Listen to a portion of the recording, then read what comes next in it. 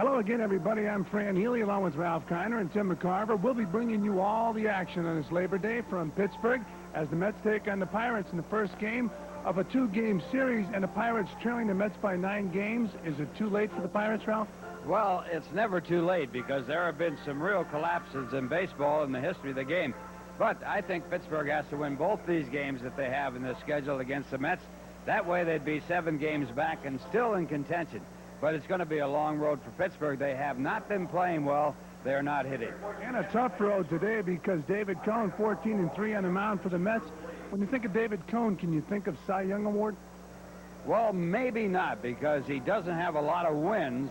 He certainly has pitched well enough to get the Cy Young. He probably is the Mets' best pitcher at this point in the season. But then again, you should be somewhere around 20 games. Not many have won it less than 20 wins. Well, on the mound for the Pittsburgh Pirates, a left-hander who's been around, Dave LaPointe. He's 3-0 in the season. And, of course, talking to Jim Rooker a few moments ago, one of the Pirate broadcasters, he said the Mets always come up with a blue-chip prospect, it seems, every year. We're going to go down in the field right now to 2 Tims, and they're going to talk about some of those blue-chip prospects. Tim? All right, Fran, thank you very much. You know, the history of this game tells us that when young players come up in September, that the older players are obviously worried because a young player, particularly the likes of Greg Jeffries, could possibly take your job. Well, there have been a lot of things said about Greg Jeffries coming to the Mets, and one guy who's kind of kept a low profile, but a guy that it affects, is Tim Teufel. Timmy, your feelings on the whole situation? Well, I think having the addition of Greg Jeffries at this point, Timmy, is going to help this ball club. And offensively, we haven't been exactly killing the ball or slashing the ball all over the ballpark and scoring a lot of runs. So I think we were looking for a little bit of offensive power and a little bit of offense to this lineup. And I think, you know, the Mets made the right decision, and they went out and got a young player who is very capable of hitting the ball and has done a great job. Speaking of offensive punch, you had a terrific year last year, and this year you've really been bothered by that left hand. Can you tell us how the hand's coming along and how it's affected your swinging all year? Well, I think it's affected me a little bit. I've had to go to a longer bat. I had to go to a different model, and I've held the bat with 2 fingers over the end of the knob. So I think it's affected my power a little bit, and my bat speed and bat control. So, you know, next year, hopefully, you know, with a good off-season, my hand will be strong again, and I'll be ready to go. But this year has been kind of a struggle. It's been an experimental year. I've been doing different things at the plate, trying to make some, you know, adapt to the situation. And, you know, hopefully I can get it going for the last month of the season so I'd be ready for the playoffs and World Series. Okay, we'll continue. Good luck to you, Timmy. Thank you, Timmy. Tim Teufel, the second baseman for the New York Mets, will be starting in today's ball game, and we'll be back with today's ball game right after this. Ken Healy, and welcome to Mets Inside Pitch. Now, led by spectacular pitching, New York has gone on a tear against the National League West. First, they swept the Dodgers in L.A., then returning to Shea, they racked up winning efforts against both the Giants and the Padres. So let's take a look at the highlights from last week's games, beginning with the Mets' last homestand against the San Francisco Giants. Under a full August moon, the Mets kicked off a 9-game homestand with the first of 3 against the San Francisco Giants. And he's kept West in check as New York flashed a little leather while Sid Fernandez flashed pitch after pitch past the hapless Giants.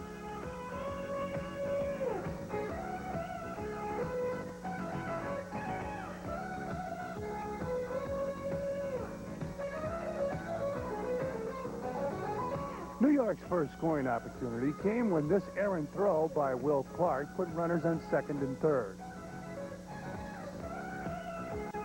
Gary Carter put the Mets on the board with this sacrifice fly to score Kevin McReynolds.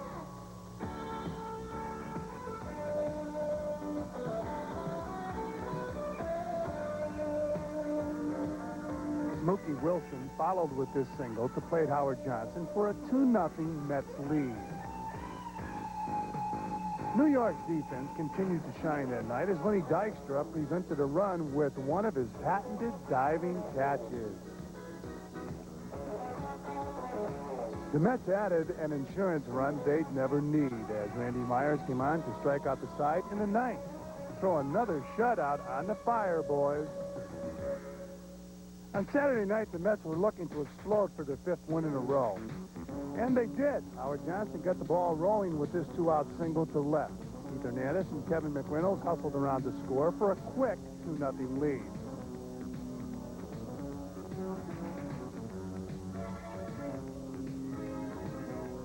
New York defense continued to play it tough, taking away the few chances offered from the mound.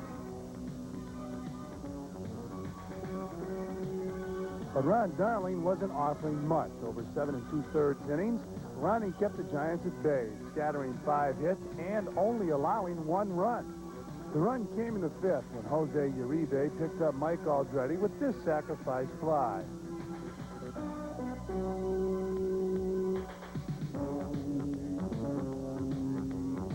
Once again, Randy Myers got the call to prevent any late-inning surprises, and Randy didn't disappoint, retiring all 4 batters he faced to collect his 20th save of the season.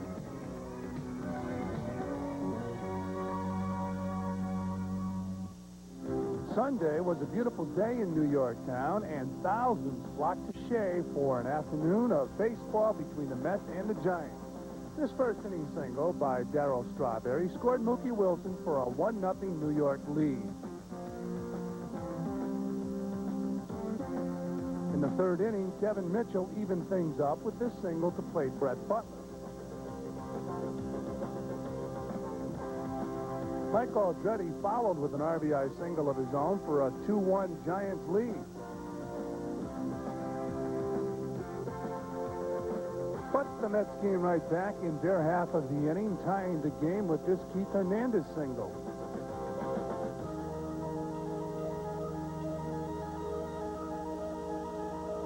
And then going ahead for a 3-2 lead when Kevin Mitchell misplayed Howard Johnson's fly ball to left field.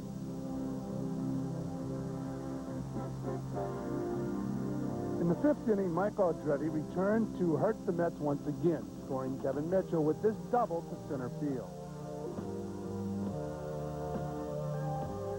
The 3-3 tie lasted into the 9th when New York cut the Giants a big break. With the bases loaded, Roger McDowell hit Joel Youngblood to give San Francisco a 4-3 lead.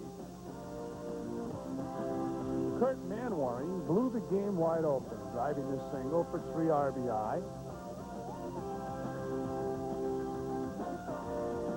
And ended the Giants scoring with a bang. The Mets added a run in the 9th, but it was all they could manage as San Francisco finished their final New York series with a resounding 7-4 victory. Monday was Young Phenom Night at Shea as the Mets and the Padres opened their final 3-game series of the year. The brightest star of the evening was Greg Jeffries, recently called up in place of injured Wally Backman. And Greg wasted no time, sparking things off with a double, and then continuing around to score on a follow-up single by Darryl Strawberry.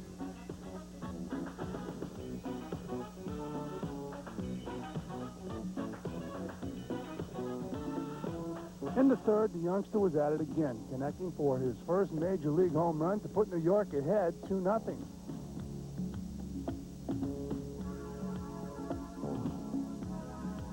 On the mound, David Cone was in top form once again, going the distance for his second one-hitter of the season. Keith Hernandez extended the Mets' lead to 4-0 with a solo shot in the 5th. It was homer number 8 for Keith on the season.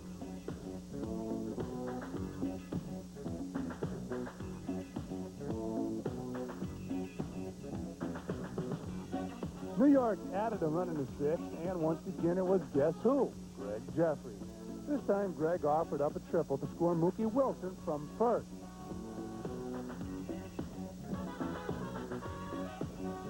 Cone closed the game in style, retiring the side for yet another Mets shutout.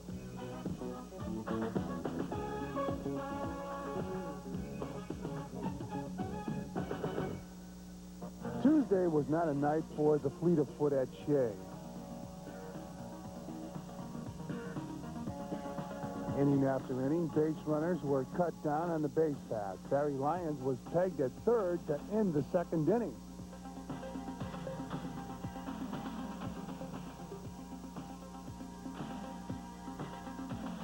Kevin McReynolds nailed Randy Reddy with this beautiful throw in the 6th.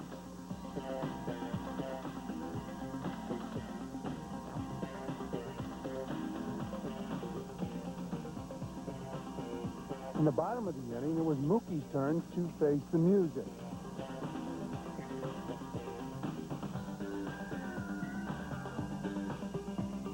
And in the seventh, Benito Santiago had a little trouble with his break and his balance.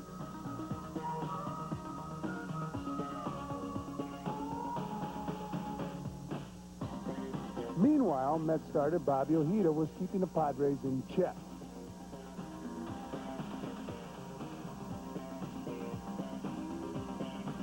The game remained scoreless until the Mets pushed one across in the seventh.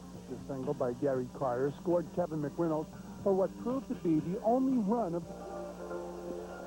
Oh, back here at Three River Stadium in Pittsburgh, and Dave LaPointe taking his warm-up tosses for the Pittsburgh Pirates. And the Pirates taking the field. So we're about to start. The Pirates and the Mets, and LaPointe will face this Met lineup. Mookie Wilson in center field leading off. Greg Jeffries at third base this afternoon, batting number 2. Then it'll be Keith Hernandez at first base. The middle three, right fielder Darryl Strawberry, left fielder Kevin McReynolds and Gary Carter behind the plate. The bottom three, second baseman Tim Tuffle, Kevin Elster at shortstop, and the pitcher David Cone.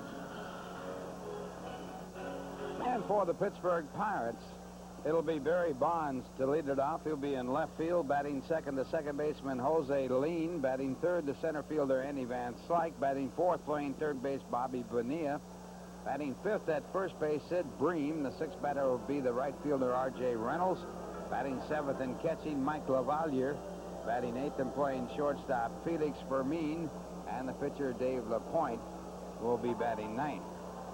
And the Pirates have won 71 ball games. Dave LaPointe has won 3. He's 3-0 with a 0.42 ERA in 3 starts with the Pirates, and 10-11 in 25 starts with the White Sox this year.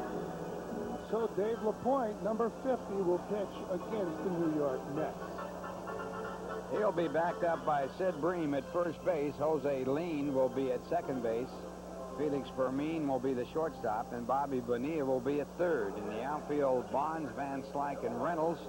Left to right field, and LaValliere will be the catcher. Well, Mookie Wilson leading off for the Mets. And of course, Mookie this year batting .276, 5 home runs, 28 RBIs. LaPointe has to be pinpoint. He has to win with pitching. The Pirates have to win with pitching if the Pirates continue to swing the bats the way they have been recently. They have not been swinging the bats. And the first pitch of the ball game, and it's a strike. Wilson with 301 ABs this year. Pretty good for a guy who looked like he was going to be traded coming out of spring training. Strike 2. And we had a 19-minute rain delay. And Ralph said we will not be bothered by rain the rest of the day. Did you say that? Well, you can quote somebody for saying that. All right. Swing and miss, strike 3, 1 down.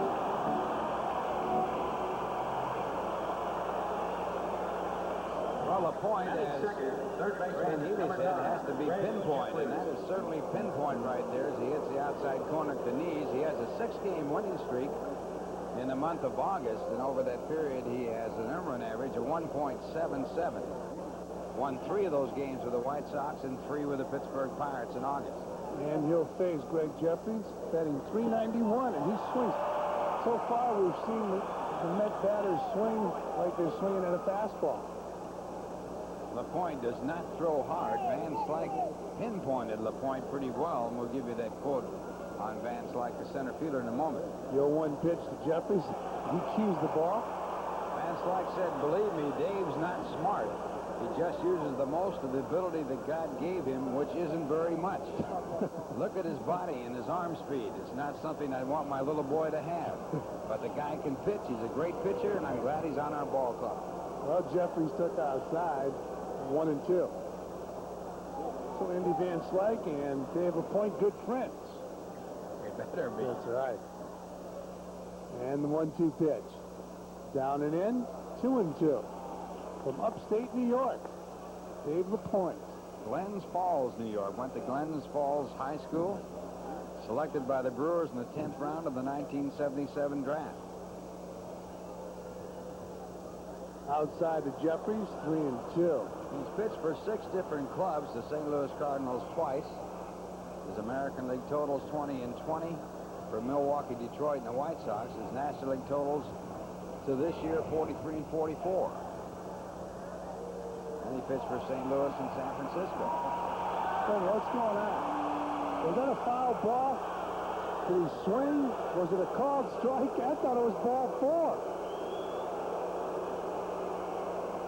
Well, Bob Bingle has to get it straightened out for Jim Leland, the manager of the Pirates. This is a big game for the Pirates. They have to win this game and the next to stay in this race. I'll have to take a look at that again.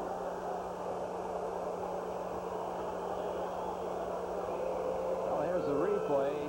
Check swing. Did he foul it? He didn't swing. He certainly didn't swing. I thought it was ball 4. If he foul tipped it. See if we can get an angle on this. Yeah. It hit his bat, Okay. so it's a foul ball. Foul ball. No problem there. It's just a foul ball. The ball hit his bat twice. It's still a foul ball. Yeah. It's in the batter's box. And now Cowboy Joe West is in on the deal with Bob Engel. Cowboy Joe is a songwriter, probably telling everybody about his last song. Can we see that again, Danny? Now right here, the check and the swing, but it hits the bat. There you see it hit Foul the bat ball. right there. Okay. And it comes up and bounces in foul territory, and it's a foul Oh, ball. wait a minute. Let's see where... Does it run into fair territory? It runs to the fair Oh, territory. we can't tell. Now, Jeffrey sees it go up near fair territory. Let's see from this angle if it ever got in fair territory. If it comes back into fair territory, it is a fair ball. And Lavalier letting it roll I as love it. Jeffrey stands there. And it's rolling back, and it must be in fair territory. So Jeffrey should be out. This could be a big break for the Mets early in the game. Spin of the ball. Remember here in Pittsburgh, they went to the replay? Remember they showed it up on the scoreboard? That's right, and the umpire changed his decision. It was on a pitch to Lean, Jose Lean, So what's going to happen? that actually hit his bat behind his helmet. And the umpire used the replay to make the decision correct. They're not supposed to do that. And Paul Runge was the guy, as Tim McCarver mentioned. Paul Runge was doing the ball game, and of course Paul Runge is in this game. He's out. How about that? It can only happen in Pittsburgh. Now it's Davies' turn.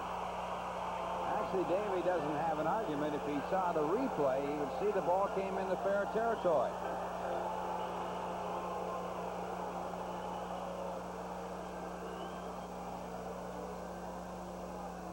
Boy, I'll tell you, there's a lot of English on this ball. It goes back of home plate after it hits the bat, hits the ground, so that has nothing to do with it.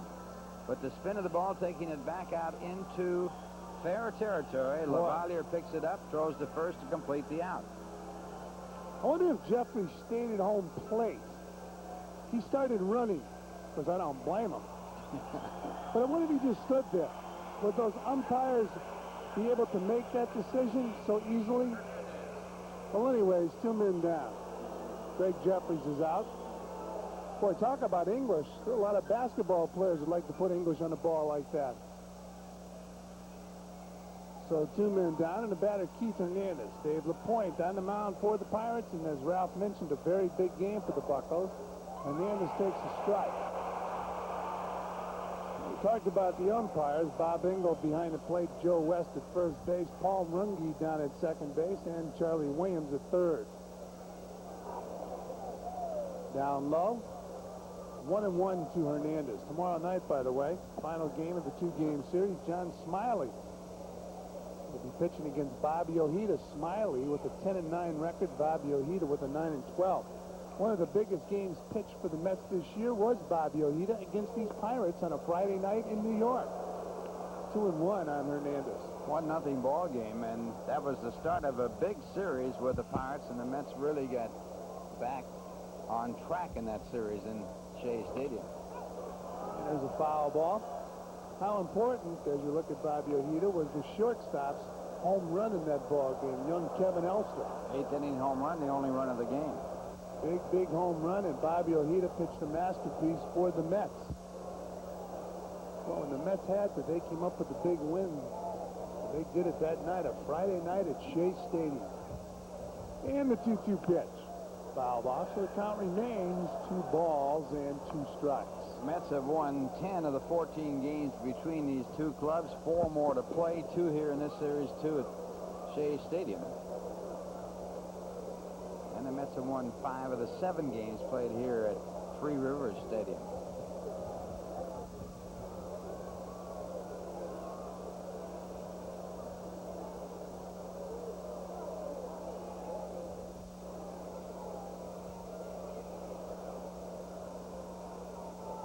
And the 2-2 pitch. Down low and off the plate, 3-2.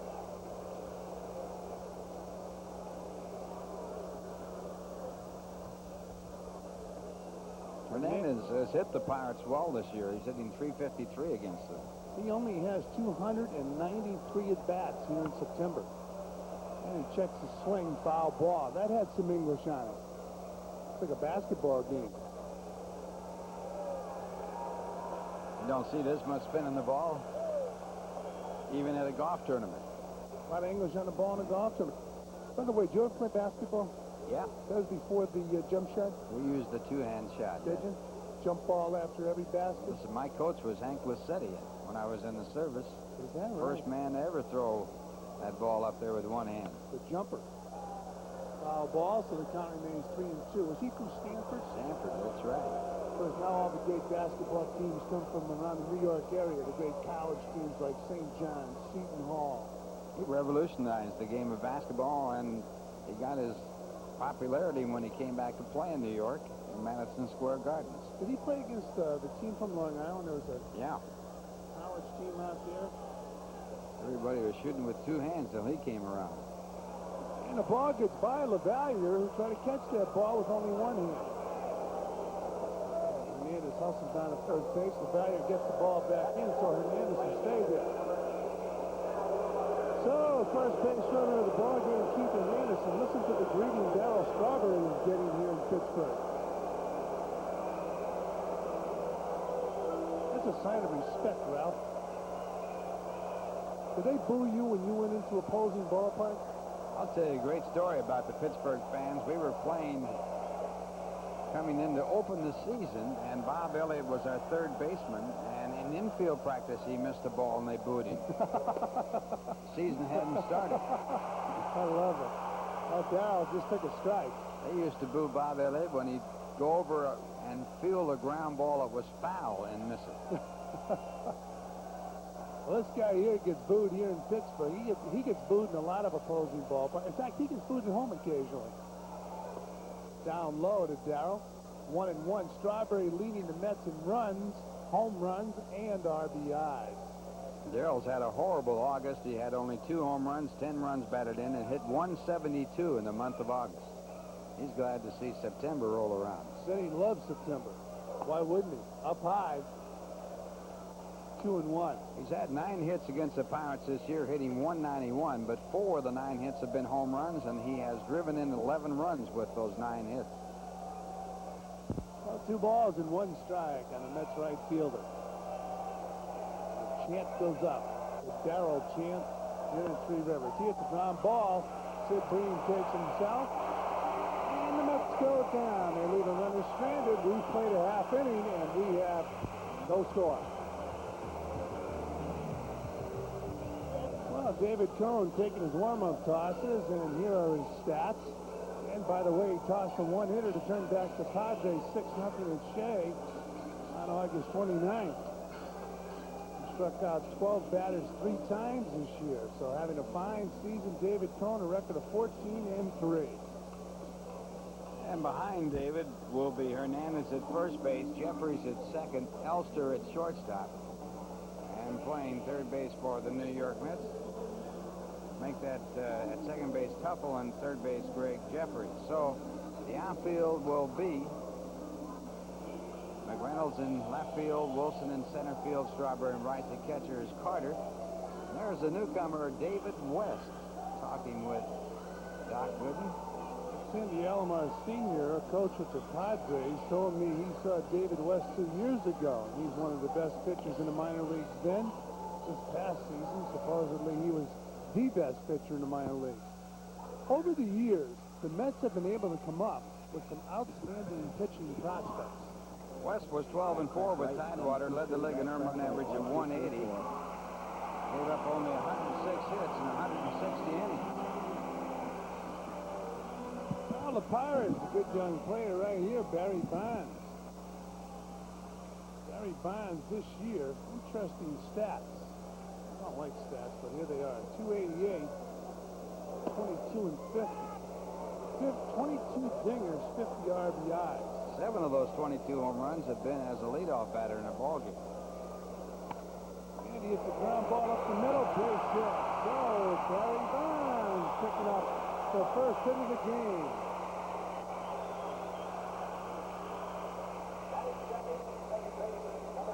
You're looking at Barry Bonds' stats of 22 home runs, 50 RBIs. You could probably guess he was a leadoff hitter. His on-base average 367. That's 8th in the National League. And, of course, when he's in good health and he's been bothered by a bad knee, he's a fine base stealer. And Jose leaned the batter. Leaned with 2 home runs and 44 RBIs. Pretty good output from the second baseman. And he takes a strike. And he can out-jump any second baseman in baseball. He might be able to out-jump most basketball players in the NBA. Well, he can really get up there. He jumped over Joe Garagiola's head. And anybody else that'll dare him. How about yours? No, he would know. No way. First off, I wouldn't allow him to try it. I wonder if he could jump over my head. I wouldn't bet against it. Then Cone checks Bonds. We'll get that on tape tomorrow for our Sports Channel broadcast. You'll have to do it without me, though. And the 0-1 pitch to Lean, and he fouls the ball back. 0-2. The Pirates, 7th, 8th, and 9th in the order have not produced offensively. Of course, you won't get much production out of the 9th, but that's one of the reasons they say Bonds only has driven in 50 runs. Because Barry Bonds, obviously a leadoff man, but to start the game. Later on in the game, he might be up there with 2 or 3 runners aboard, but with the Pirates, they weren't getting on base. It's not unusual for a leadoff batter to have 80 or 90 home runs. It's RBIs. RBIs. I'd take 80 or 90 home runs myself. How about runs? Yeah, oh yes. And the ball gets by Jerry Carter. Ball is it's a wild pitch. David Cone bouncing the ball by him. This is David's 8th wild pitch. And Cone trying to throw that breaking ball, cuts it too hard, and it's down the dirt, bouncing away from Carter, who got in front of it, did all he could do. It just couldn't be handled, and it will go as a wild pitch. It's a big league wild pitch right there. Well, Barry Bonds on second base, still nobody out, 2-2 on the batter, Jose Lean. Jerry Carter with tape on the fingers, flashing signs to David Cone. Fouled out of play. You know, you look at this Pirate ball club, we talked about Bobby Bonilla putting on 16 pounds. Sid Thrift, the general manager, has lost about 80 pounds. Worrying about Bobby Bonilla. It's a line drive foul.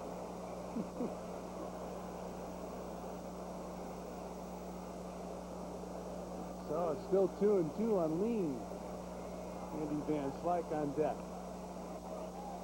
Looks like Jose has dropped a little bit of the jewelry off his neck. Only has one on.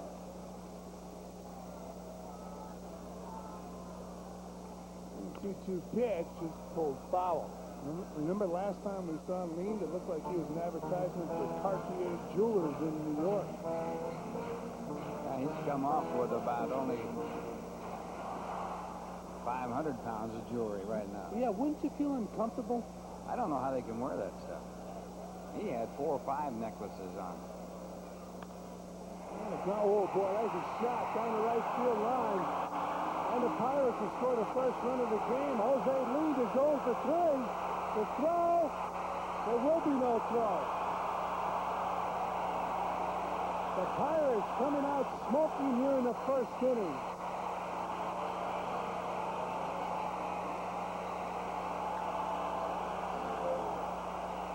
This ball hit hard, and off the wet turf, it skids on by Keith Hernandez, who normally would be able to get that ball either stopped or caught. And he goes into the corner. Lean will get credit for a 3-base hit, his 4th of the year, and an RBI. And the Pirates take the lead. Well, Gary Carter went after the wild pitch the same way Keith Hernandez went after that shot off the bat of Jose Lean. And the batter now, Andy Van Slyke. Van Slyke having a great season for the Pirates, batting .289. He's got 22 home runs, 84 RBIs, and he's doing a fine job defensively. Takes a strike from David Cone. Plus, he's a very funny guy. He has some of the best lines in baseball. 0-1 on Van Slyke. He fouls the ball out of play. I think it was a big break for him to get away from the Cardinals because the Cardinals were expecting great things from him. Well, he certainly has turned it on here with Pittsburgh. He was asked if there was anyone on earth he'd like to trade places with. He said, yes, my wife. So I could see how wonderful it is to live with me.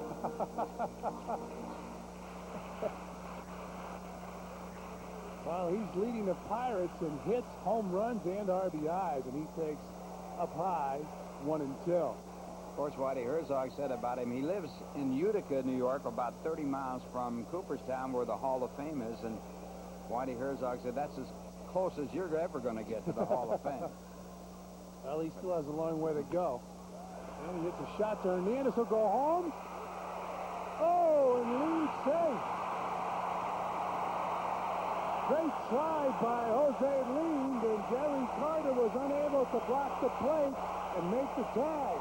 I think he got him. The throw was right into the runner, and the catch was made in a tag at the same time, and it was right into the runner. And I think that the Mets have a legitimate beef right here, as Bob Engel, having trouble with that check swing ball that came back into fair territory, now has trouble once again. Now watch the throw by Hernandez. It's a perfect throw for the tag. Right into the runner. Carter is there. And if he tagged him, he is out, but maybe not. On the replay, it looked like the foot got in there before. Plus, Gary's foot was on the plate. That guy's the only first baseman that would attempt that play. He has such a fine throwing arm. Well, the ball arrived. I guess you'd have to say the call was right, at least from that. It sure looked like he had him before the replay. Well, it's 2-0 in favor of the Pirates, and the batter now, Bobby Bonilla. We mentioned Bonilla really struggling. He's got 20 home runs and 75 RBIs. He played on an amateur baseball team with Sid Thrift's son. Swing through the fastball, 1-1. And Sid liked him then, and still likes him. He became the general manager here in Pittsburgh and traded for him. Good trade for the Pirates. You check Van Slyke at first base. Van Slyke with 24 SBs. He's been caught 8 times. Fastball off the plate. 2-1. So the Pirates trailing the Mets by 9 games, and a nice crowd on hand here for this game. Labor Day, 1988.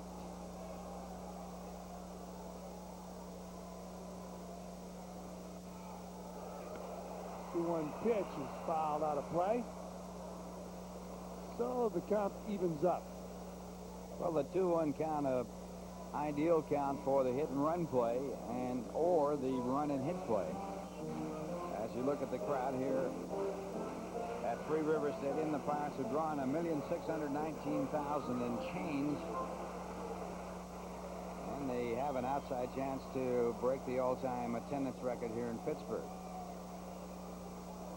2-2 pitch is down low, 3-2. Well, Cohen's having trouble with his curveball. He can't get it over. He mentioned his wild pitches. I would say most of his wild pitches come on that curveball. He has the big breaking curveball. The best way to throw the curve, of course, like David Cone. As Bonilla drives the ball, deep center field. Mookie Wilson going back. Nice catch. Mookie Wilson with his back to the plate. An over-the-shoulder grab, taking an extra base hit away from Bobby Bonilla. Well, Mookie making an outstanding play here. This ball hit very hard with the runner going. Fastball out over the plate. Bonilla gets it on the good part of the bat. Mookie knows where he is. He knows where the fence is. He makes the great catch.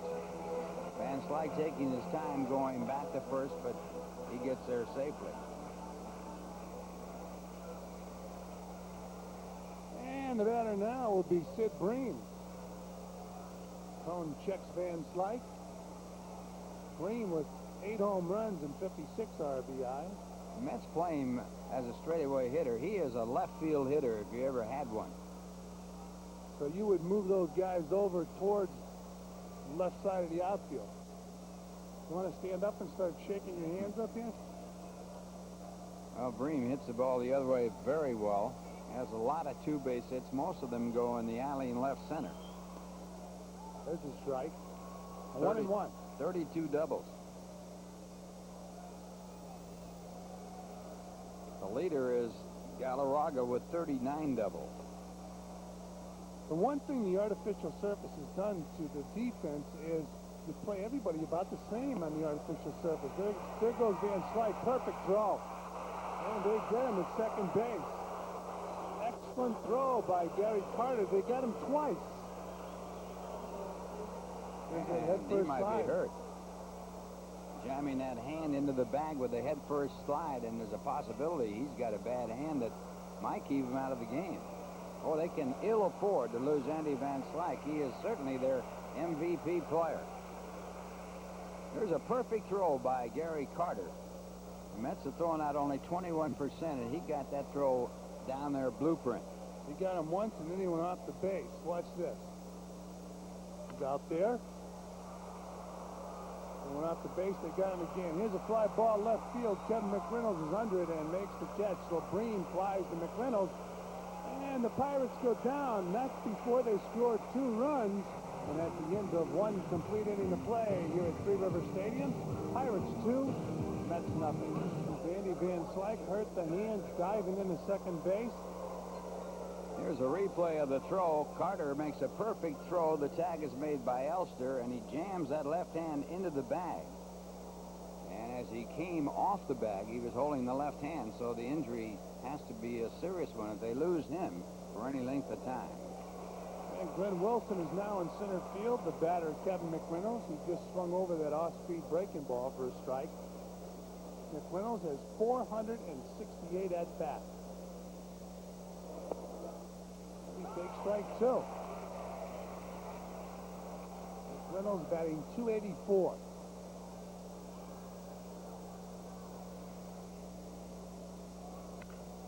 And he hits a drive to left field. Bonds going back. Can't get it.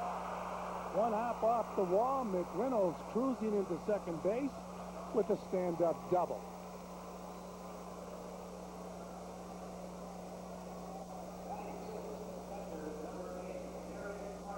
McReynolds with his 26th double of the year, and this ball well hit up the alley. The Mets get their first hit. Their second base runner, Keith Hernandez, had walked back in the first, and Barry Bonds unable to track it down until McReynolds ends up at second base with a 2-base hit.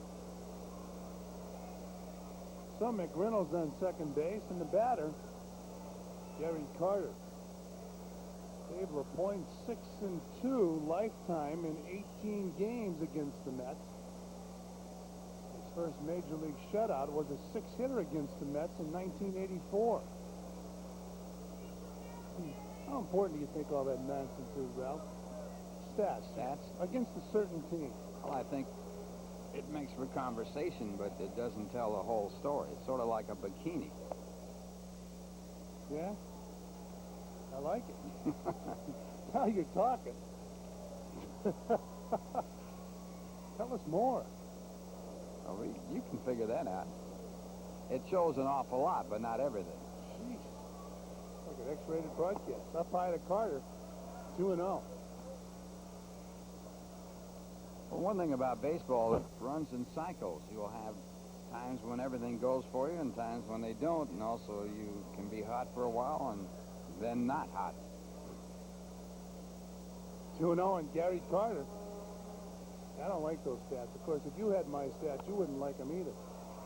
Fouled out of play, 2-1. It's nice if you're having a nice year and you look at the stats, you know, your own stats, you feel good about stats.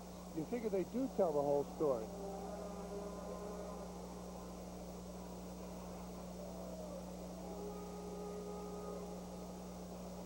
Two balls and one strike, and Carter, Dave LaPointe. 3-0 for the Pirates. And Carter hits the ball off the end of the bat. One down. Well, Fermin, the shortstop for the Pittsburgh Pirates, and you've heard of Franklin P. Adams' parody on the Cubs, Tinker to Evers to Chance. Well, the Pirates have a combination. These are the saddest of possible words. Fermin to lean to bream. A trio of pirates inflated than birds. Fermin to lean to bream. Of course, the Cubs double play combination, or I should say, Tinkers to Evers to Chance. All three of those guys are in the Hall of Fame. And I think they only had something like 70 double plays. Oh, here's the second baseman, Timmy Tuffle. With one man down, the runner on second base, he's facing Dave LaPointe. And he takes a strike.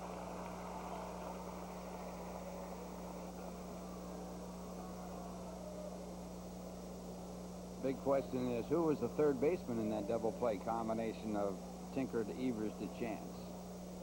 And the answer is Harry Steinfeld. Steinfeld. He's not in the Hall of Fame, right? No.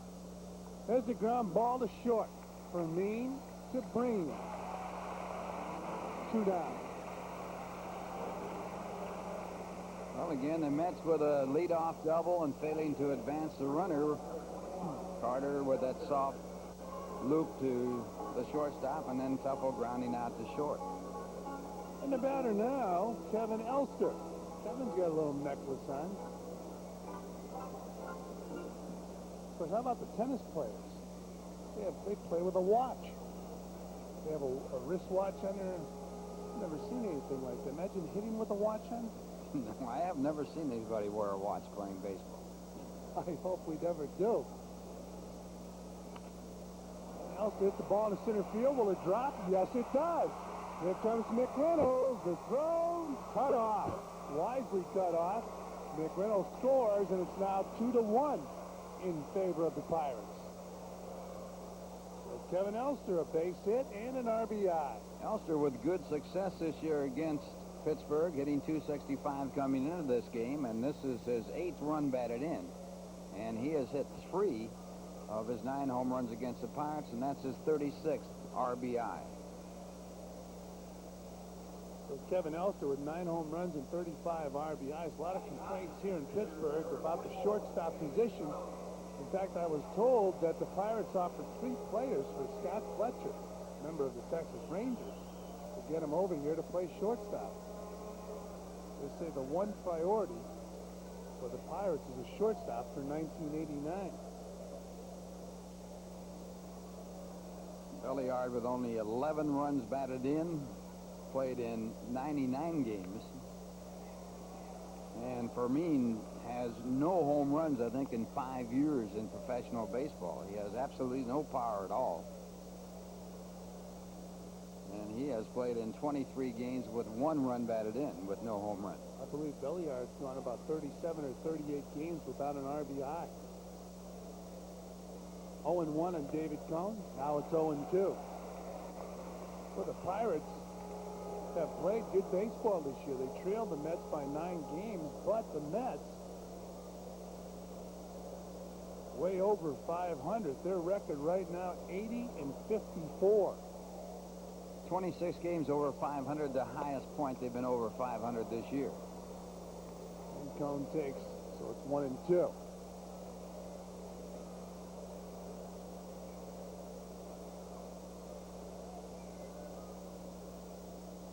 Two to 1, the Pirates on top of the Mets. We're in the 2nd inning. And Coney, it's a fly ball center field. Glenn Wilson with plenty of room gets back and gloves it for out number 3. So, the Mets go down here in the second inning, but they pick up a run. They leave a runner stranded. We've played 1.5, and it's Pirates 2, Mets 1. Well, every Major League Baseball team has a matinee idol, somebody that young ladies relate to. First, New York, they have a number of them, and out in Pittsburgh, in the 40s, now there's a face only a mother could love. Mr. Ralph Kiner. How old were you then, Ralph? I was probably 13, 14. Yeah, right. I'd hate to be hanging since you were 13. About 30 years ago. Is that right? That was taken, obviously, in a spring training ballpark because of the wood back there. And it probably was done in 48 or 49 in San Bernardino, California at Paris Hill Baseball Park where the Pirates train. You look good there. The batter leading off for the Pirates, R.J. Reynolds. Puts the ball to Tupple cannot get Reynolds. Keep in mind, it rained here. The infield's wet. I'll tell you, the ball will do some funny things. We saw that ball hit the Keith Hernandez before. Well, this is going to be charged as an error, but the ball's skidding off of that wet AstroTurf, and as we mentioned earlier, Keith Hernandez had a ball go scooting by him that went for a 3-base hit. Ordinarily, he would have fielded. Yeah, that ball should have been scored in error. Just a note that if the ball does hit that wet surface, it can do some tricks on the artificial surface, but a Major League player has to catch that ball.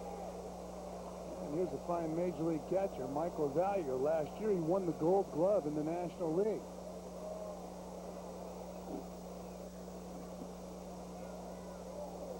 And he takes a fastball up high, ball 1. 300 batter last year. This year he's having his problems, hitting 258. And he's really had his problems against the Mets. He's hit only 083 against the Mets this year, 3 hits and 36 at-bats. 2 home runs and 40 RBIs. He takes up high, 2-0. Quite an evolution from a fringe minor league player to a Gold Glove winner in 1987 in the Major Leagues. Michael Vallier.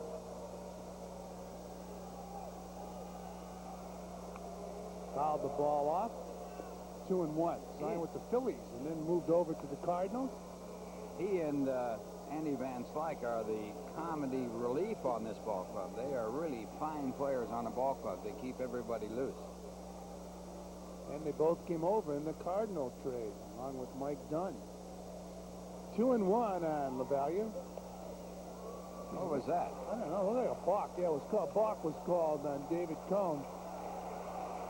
And R.J. Reynolds will walk or jog to second base. That is the 8th balk committed by Cone this year, the 32nd by the Mets. And Cone not coming to that definitive stop. Let's see how close he comes. That's not very good. Nah. You can understand that call. Well, R.J. Reynolds is on second base. It's 2-1. The Pirates on top of the Mets here in the bottom of the second inning. And LaValliere takes a strike in the outside part of the plate. 2-2. LaValliere said he changed his stance. He used to be a pull hitter with no power. Now he's a spray hitter with no power. And the 2-2 pitch. It's a fly ball to left field. Kevin McReynolds with a lot of room makes the catch. R.J. Reynolds tagging up, but wisely doesn't head to third. 2 of the best throwing outfielders in the game, in this game today. Just saw one, Kevin McReynolds, and the guy who went in to replace Andy Van Slyke, Glenn Wilson. McReynolds leads the major leagues in assists with 16. So McReynolds making a catch in that fly ball, and the batter, Felix Fermin, the bat. He will hit against David Cone. You know, talking about Mike LaValliere kind of serves the ball out there when he swings the bat. Doesn't really drive the ball. Gary Carter moving Mookie Wilson in center field. Interesting. Haven't seen that in a while. R.J. Reynolds a big lead off second base, and Fermin goes to right field. Foul ball. Well, there's no way you can play Fermin anywhere but extremely shallow into right field. In 6 years in the minors, he has not had a home run, And in the major leagues, he obviously has not had a home run. Last year at Buffalo, or I should say this year at Buffalo, before being called up, he hit .261 with no home runs. And he had 11 two-base hits and 1 triple, so he has absolutely no power whatsoever. Now, the Mets have an advanced scout, and he'll go around and he will keep a book as to where the hitters are hitting the ball. Series prior to the Mets playing them. Also, the Mets keep that same type of record, computerized record, and it's placed in the clubhouse for the players to look at it. Before the game today, I saw Greg Jeffries looking at it. Greg at third base today. And for me, going to the bridge. That was a home run hitter swing right there. He took a big cut at it. McReynolds fairly deep in left. I'd say too deep. And Strawberry is fairly deep in right. But he had a big swing, but the reason why he didn't hit is the ball was by him. That's a problem. 0-2 on for me. R.J. Reynolds still on second base. Fouled off. That's a more natural swing right there. Loop it into right field. Yeah. You know, talking earlier, with the artificial surface, you tend to bunch everybody because of that ball in the gap. It's almost impossible to cut it off. Right now, of course, Mookie Wilson shading Fermin, as Ralph said, over to right field. And Kevin McReynolds way off the line. If Fermin pulls David Cone, you just have to give him the inside the park home run. Up high. 2-2. Cohen's really having problems with his command of his pitches. He's missing all over the place. Carter now goes out to talk to him.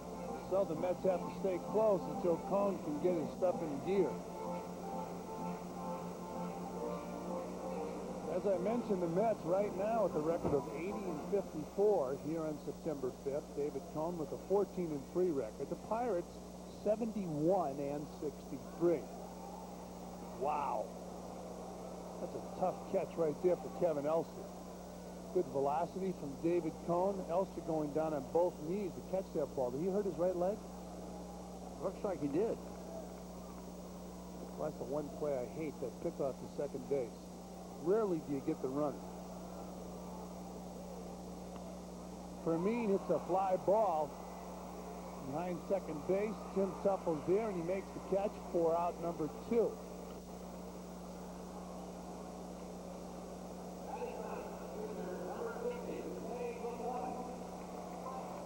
Well, Ralph, you are a meteorologist. You predicted no more rain, and we're not going to get any more rain. Well, it might shower occasionally down the line, but blue skies up above. I got to do like all those weathermen, protect myself. Well, 2 men out in the batter, the pitcher, Dave LaPointe. Jeffries to Hernandez, and that'll do it for the Pirates here in the bottom of the second inning. So they fail to score. One runner left at base at the end of 2 complete innings of play. Pirates 2, Mets 1.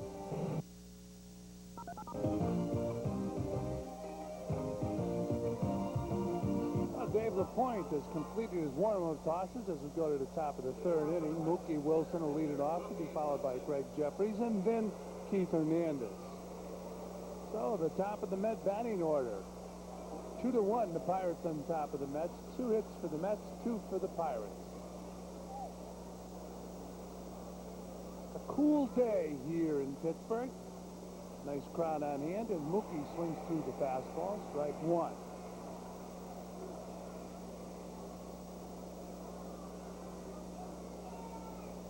Mookie's 92nd game. Earlier, we talked about Mookie as a guy who was not supposed to be with this ball club this year. And he hits a ground ball to second base. Scored 4-3, 1 down. Lean, the second baseman, leads the league in total chances with 721 coming into this game. That's number 1. He has to have the best range in the National League. Alomar with San Diego, also one of the good young second basemen. You say Lean has more range? I think he has. Be hard to really tell, but Lean has outstanding range. 1 out. Greg Jeffries, the batter, takes the ball outside. 1-0. Best range I've seen up until these guys. Frank White of the Kansas City Royals. Came out of the Royals Baseball Academy, which was started, I believe, by Sid Tripp. Here's a strike, 1-1. Sid Tripp, of course, now the general manager here in Pittsburgh. That academy couldn't have been too good because they let Andre Dawson go. He was down there. He said, "You never make it." Did they? Mm-hmm. Talk to Sid about that move. He didn't talk about that. He does. He likes to talk about Frank White. That's right. And UL Washington. Breaking ball misses outside. 3-1. That Royals Academy, the concept was a concept devised by Ewing Coffin, who was the owner of the Kansas City Royals. He wanted to sign athletes, not necessarily baseball players. Ball 4 to Jeffries. So Jeffries would go down to first base. And they had a complex in Sarasota, Florida, where they would get a kid. He could be a track player. They just are a trackman. They just figured, well, he's a good athlete. Might make a good baseball player. They send him down. They house him, feed him, send him to school. I believe they would go to college. That's right. And they would invest time and money in this athlete and hope to get a future major leaguer. Now, the academy was only open for a few years. Then they closed it down. There was a lot of unrest within the organization. A certain clique liked it, and a certain clique did not like it, and eventually it was closed down. But that was the first try at the academy. I wonder if anybody will ever try it again. Take a man with an awful lot of money. But you might see it in your future. A former syndicate. As Keith Hernandez takes the ball, 1-0. That would truly be venture capital. Adventure. 1-0 on Keith Hernandez. It did give kids an opportunity to show their wares and also get an education while they were doing it. There's a strike. 1-1.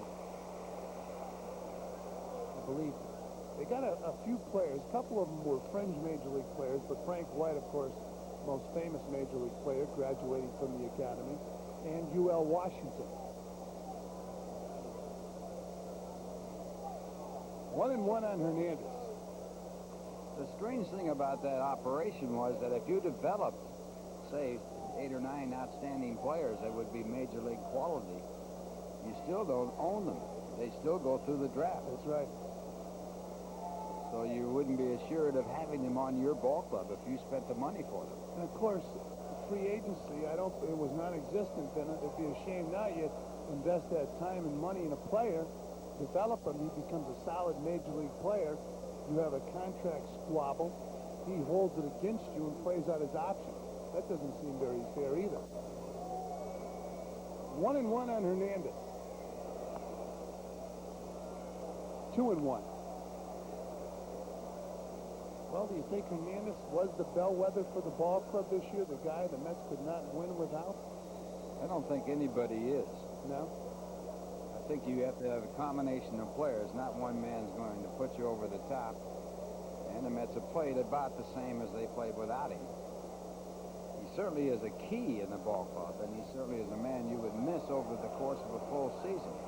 But even Strawberry and having the bad August, the Mets still played the same type of ball as when he had some good months. Well, let me ask you, what if Strawberry was not in the lineup all year for the Mets? Well, it'd be very interesting. Now 3-1 on Keith Hernandez. I'll reveal something to you. Not here. Oh, you mean the book. Stats on Strawberry in the different months. Look at that. Ball 4. Howard Blatt had these stats on Strawberry in April when Strawberry 361. The Mets had a good April. They were 15-6. When he hit 277 in May, they were 19-9, and he didn't have an outstanding month. When he had his best month in June with 8 home runs and 22 RBIs, they were 15-13. In July, he had 9 home runs and 22 runs batted in, and hit 278. They were 14-12. And in August, when he had 2 home runs and 10 runs batted in and hit 172, they were 15-14. So you can't hang that all on one man. Well, here's the one man right now. Of course, you can't listen to Howard Blatt, can you? Well, you can read him. He does a good job. He's a good stat man. He really digs in there. Yes, he does. He's in that clubhouse every day. 0-1 on Strawberry.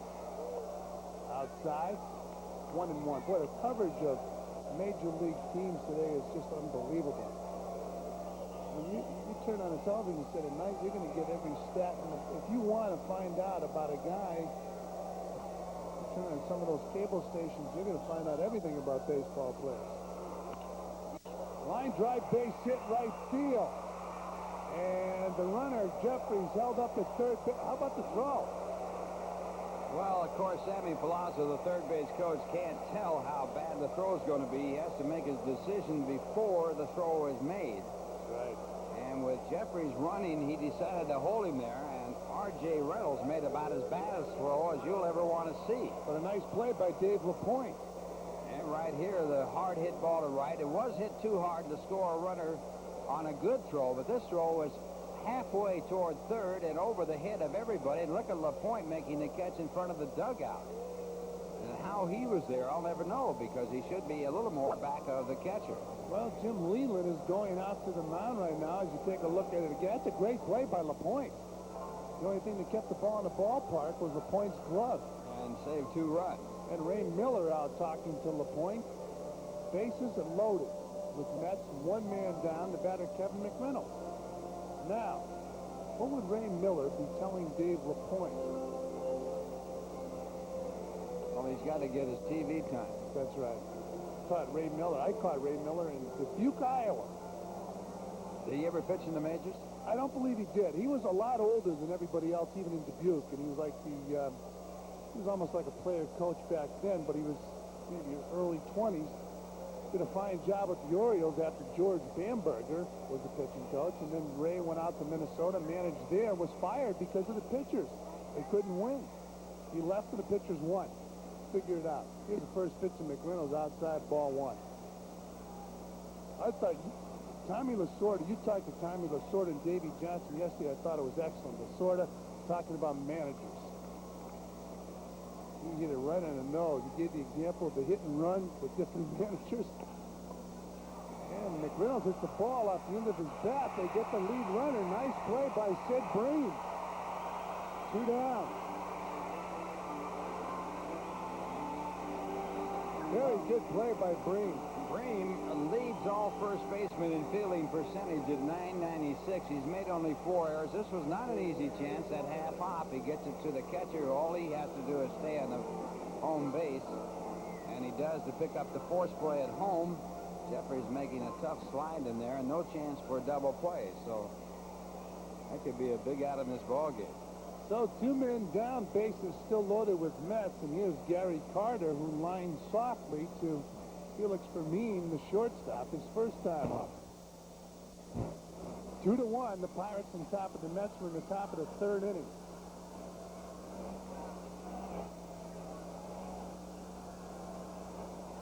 Hope you are enjoying the holiday wherever you are. Labor Day 1988. There's the strike. 0-1.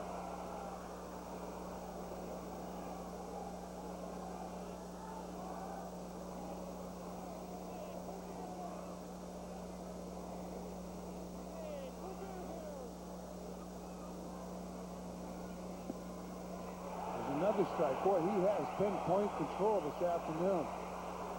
0-2. McReynolds with a chance to put the Mets back into the ball game or on top. Has a good men in scoring position ratio, 307. But of course, he didn't do it. Now Carter, who has a 255 average. And he loops his ball in a shallow center field. Great play, Glenn Wilson. Outstanding play.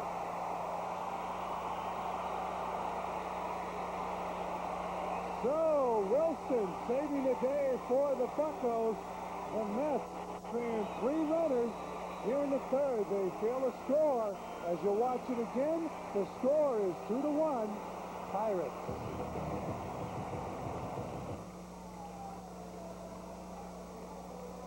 What a great play by Glenn Wilson. He's playing a shallow center field against Carter. The ball is blooped into center. And Wilson, from that short stop, playing in tight, makes a great play to save 2 runs at least. And it keeps the Pirates in front by a score of 2-1. Mets unable to capitalize on 2 walks and a base hit with 1 out. Bases loaded situation. And a guy who's made his living in right field playing center field today because the starting center fielder, Andy Van Slyke, had to leave the game after hurting his hand on a head-first slide into second base. So a break for the Pirates and putting Glenn Wilson in the ball game.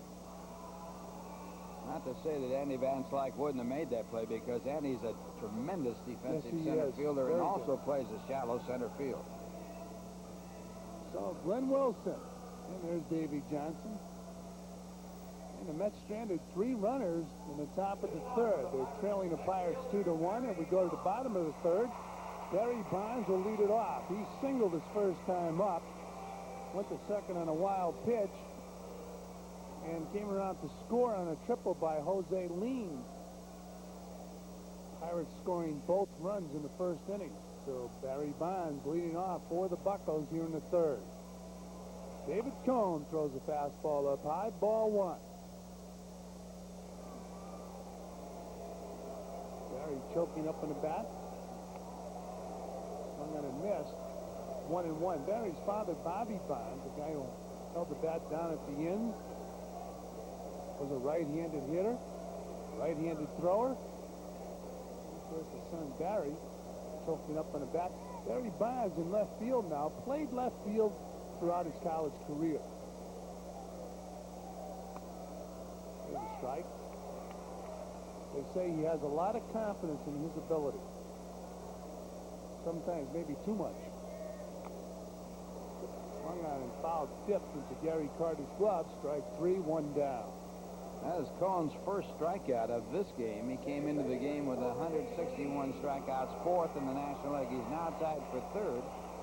And with a few more, he could take over 2nd. And Jose Lean, the batter. He tripled his first time up, and he takes up high, ball 1.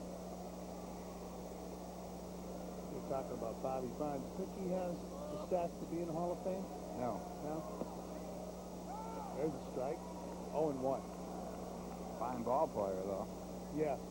I think 2 things to keep him out of the Hall of Fame. He was traded around so much, and the way he struck out. There's a chopper to third. Jeffries to Hernandez. 2 down.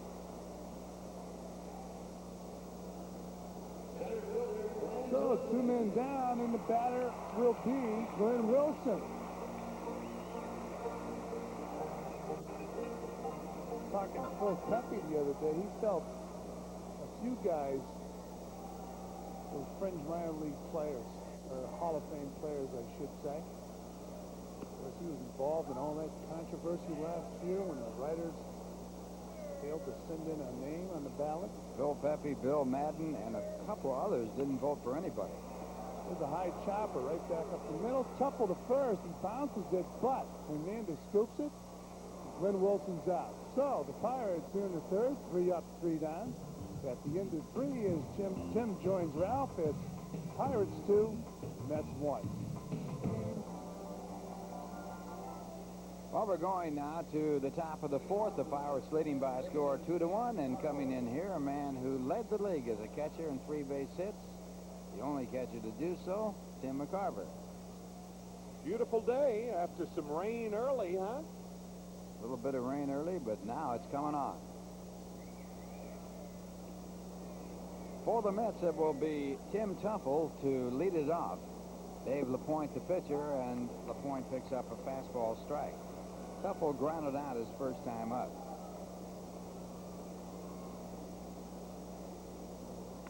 This ball hit hard to center over the head of Wilson. He's back, but he can't get to it. 1 hop against the fence at the 400 mark. And Tuffle in with a double.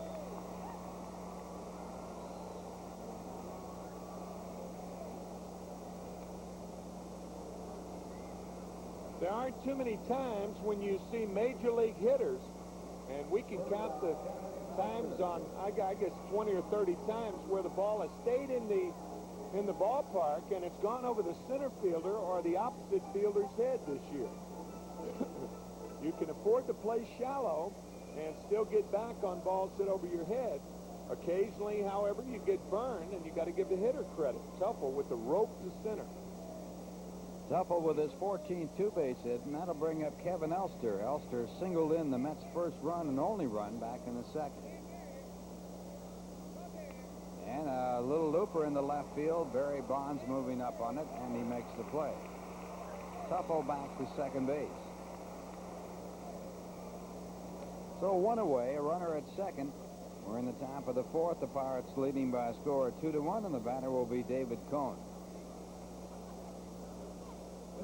Dave LaPointe with a lifetime record of 66 and 64. Lifetime against the Mets, 6-2. Acquired from the White Sox, and is 3-0 with the Pirates since his acquisition. He's a better pitcher now than he was years ago. He was really never given an opportunity to pitch with San Francisco or Detroit. He was with the Cardinals. He was a 500 pitcher there, but you do learn and you become a better pitcher, and that's the case with LaPointe right now. Changes speeds well, has a good idea of the strike zone. Straight change, few breaking balls. He mostly goes with a fastball and a straight change.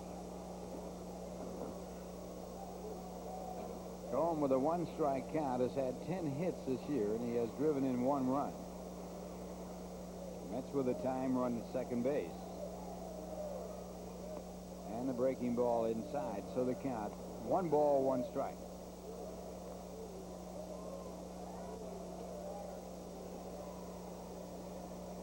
Of his 10 base hits, David Cohen has had 2 doubles, his only extra base hits.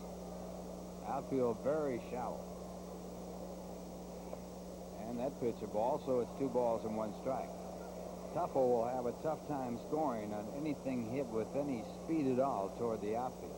Well, the one thing in his favor, and I'm sure Sam Palazzo has taken that into consideration, is a wet outfield. It's not that the outfield is dry and that the outfielders would have an opportunity to field a dry ball. You saw that on the Reynolds throw. It was high. And that ball foul tip, so the runner stays at second. 2 balls, 2 strikes.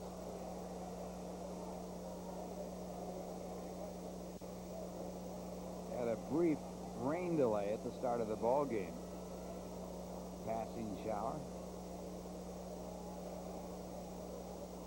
Just enough rain falling to make the entire field a little bit wet.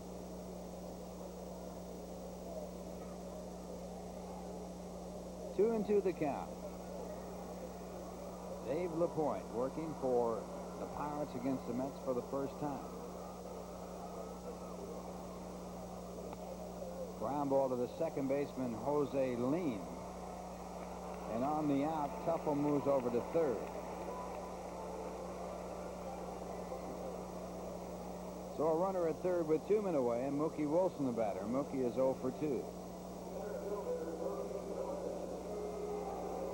Mookie hitting .274 for the year, had a 10-game hitting streak stop in the last game played by the Mets, went 0 for 4.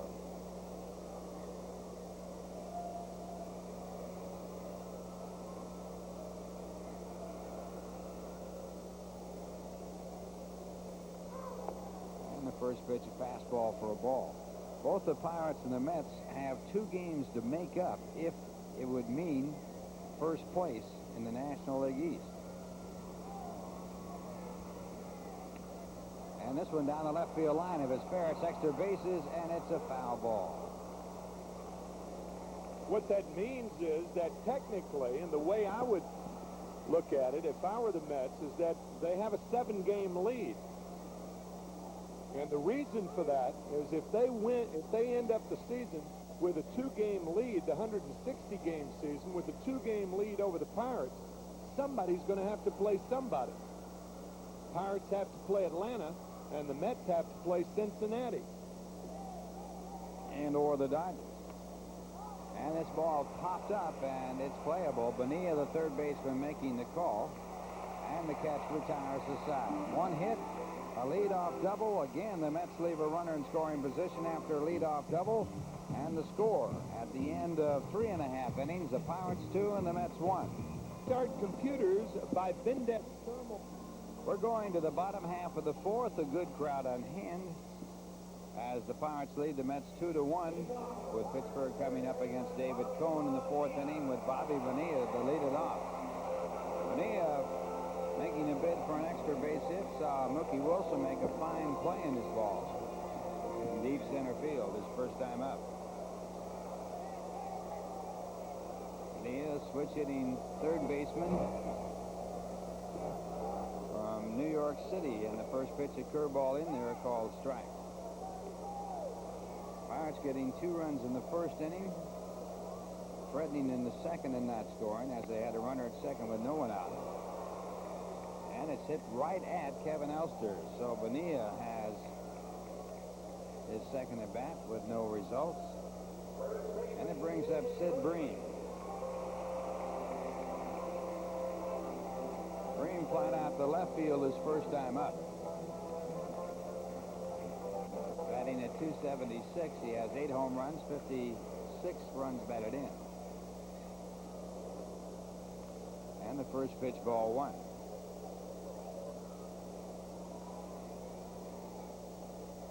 Mets in their last 12 games have had some strong pitching. Only 17 earned runs, an earned run average of 1.42 for the Mets pitchers. And they have a record of 9-3 over those 12 ball games. Coney had only given up 1 run in 16 2/3 innings, his last 16 2/3 coming in, but the Pirates have hit the ball hard today. Both of Bonilla's outs have been hit hard, and they scored a couple in the first inning. 2-1 the count, and the fastball is fouled away.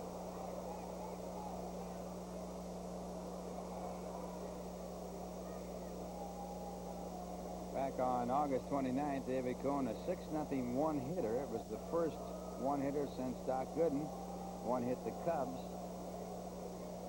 back in 1984 at Shea Stadium. And a fastball hit down to second base. Tuffle, the second baseman, is there. 2 men away. First complete game one-hitter. Right. There were a couple of combined one-hitters. Sid Fernandez involved in 2.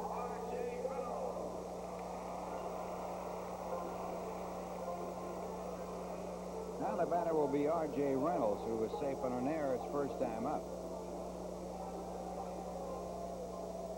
Reynolds hitting .251 with 6 home runs, 42 runs batted in. And this ball hit hard to right. Strawberry back, and he tracks it down. So 2 hard hit balls, but a 1-2-3 inning. And the score at the end of 4, the Pirates 2 and the Mets 1. Greg Jeffries, the leadoff for the Mets. He has walked and also has grounded out. Jeffries in a controversial play. On a check swing, hit a ball that hit back of home plate in foul territory, and Jeffries not running, thinking the ball foul, and Lavalier let the ball roll, and the spin of the ball took it back into fair territory, where Lavalier threw to first for the out. Big argument on the play. It was called a foul ball originally by Bob Engel, the home plate umpire, and then Leland, the manager of the Pirates, came out to argue, and the umpires got together and made a decision that was correct. The ball was in fair territory. High fly ball to deep left field. Bonds back to the warning track and making the play. So Jeffries flies out to deep left. Take a look at the American League scoreboard. The Chicago Cubs over the Philadelphia Phillies 9-3 after 4.5. No other games have started in the National League this afternoon. In the American League, the only 2 games in progress, Seattle at Minnesota, no score after 3. And the red-hot Milwaukee Brewers 1-0 over the Chicago White Sox. And Paul Molitor has hit his 12th home run in that game. The Brewers off a sweep of the Detroit Tigers. They've won 6 in a row, and they're just a percentage point back of the New York Yankees in a virtual tie for third, 4 games out. And Keith Hernandez takes the first pitch for ball 1. Keith has walked the 2 times he has been up. Well, that American League East is really wrapping itself into a barn burner over there. 2 teams tied for first. Yankees and Milwaukee 4 games back, tied for second, and the Toronto Blue Jays only 6.5 back. Detroit has won only 2 games while losing 11, 2 of 13. 1 ball, 1 strike to Keith Hernandez. Dave LaPointe back and picking up strike 2, 1-2. All sorts of scenarios. We mentioned the Mets playing the National League Western teams, two teams that are contending, the Cincinnati Reds and the Los Angeles Dodgers. They were rained out of a game in Cincinnati, rained out yesterday against the Dodgers. What if the Dodgers and Reds end up tied for first place and Houston's a half game back? And the strikeout. Second strikeout for Dave LaPointe. Good slider right here out of the strike zone. You don't see Hernandez do this much, but that's one of those sweeping breaking balls.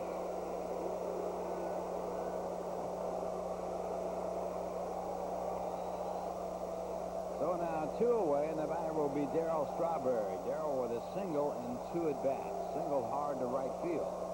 And he takes for ball 1. Single came with Jeffries on second. Jeffries was held at third base. The throw from the right fielder Reynolds was a terrible throw way offline. LaPointe saved it by making a good play. High fly ball to deep center, way back. Wilson to the fence, and he makes the catch. Pardon me, it is a home run as Wilson goes down to the ground. I thought he caught it. So Strawberry coming back here in September, that is his first home run in a long, long time.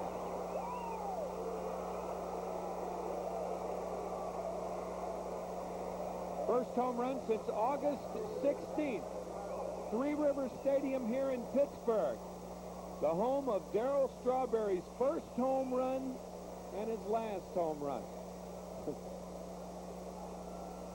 Hit his first one in 1983 against Lee Tunnel. That ball kept carrying and carrying and carrying and carrying on. And it's a tie ball game at 2 as Kevin McReynolds takes the first pitch. And that is the first home run given up by LaPointe since coming back into the National League from the White Sox. And McReynolds a strike call. Pittsburgh's already lost one center fielder today. He almost lost another one. Wilson just ran out of room. Oh, boy. Hit the back of his head on that fence, and there's a looper out to right field. Reynolds comes up, then he retires McReynolds. 1 run in the inning on the home run by Strawberry to tie it up, and the score at the end of 4.5 innings, it's the Mets 2 and the Pirates 2. Tied up on Darryl Strawberry's league-leading 31st home run, and it's 2-2 as we go to the bottom of the 5th inning. Pirates scoring 2 runs in the first, picking up their 2 hits in the game in that first inning. I'll tell you what's unbelievable, Ralph, that you can go with this many games left, that you can go and hit 1 home run in 5 weeks and still have 31 home runs. And Strawberry's only home run since August 2nd was the home run he hit August 16th, 5 weeks ago. 2 home runs in the month of August, and now 1 here in September as Lavalier fouls off a fastball. Shows you how much of a cog he was in the Mets machine early in the year. He carried the club, I'll tell you. Big, big hits. And the Mets are hoping Strawberry is back. This ball hit sharply into right field for a base hit by Lavalier, only his 4th against the Mets this year in 38 at-bats.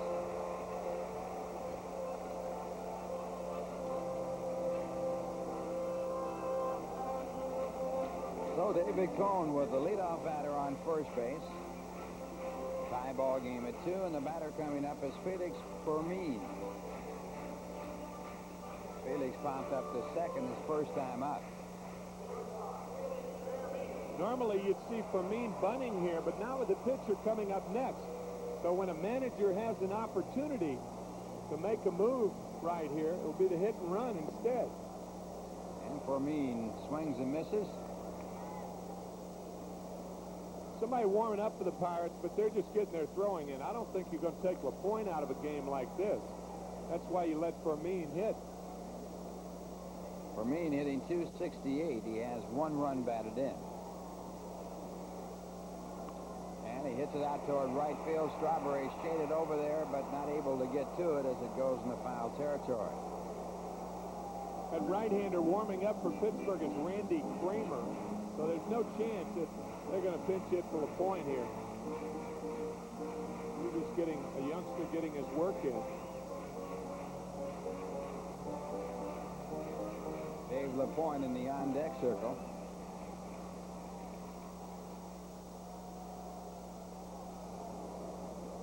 Value, the runner at first base, he is certainly no threat to steal. He's had one stolen base this year, and that's the only one he's had, I think, in the major leagues. And that pitch, a fastball, in the count, 1-2. He did steal one base for Reading of the Eastern League back in 1983. So he has 2 stolen bases in professional ball. And this ball lined to center field. Strawberry back in a deep position, unable to get to it. And Fermin has a base hit. Well, you talked about it earlier, Ralph. When Fermin hit, the only time you cannot allow a ball hit by Felix Fermin to drop in front of you. But Darrell plays too deep in right field. We talk about it all the time, and he gets burned again. He gets burned often on similar hits like that. Too cautious. Fermin has never had a home run in professional baseball in 6 years. He has no power whatsoever, none. And when you continue to play guys like Felix Fermin, like left-handed hitters, and you play in the same spot, you're going to get burned. So now runners at first and second with no one out, and Dave LaPointe the batter, and he's in a sacrifice position. Keith Hernandez already in at first. Third baseman Jeffries in at third, and the first pitch low for ball 1. And Keith charging strongly from that first base position. LaPointe back in the National League, 0 for 8. Coming back into the National League from the White Sox. Slow runner at second base. And the square around the bunt is taken. The pitch is taken, and it's ball 2. So it's 2 balls and no strikes. The one thing Cohen wants to do is make him bunt the ball.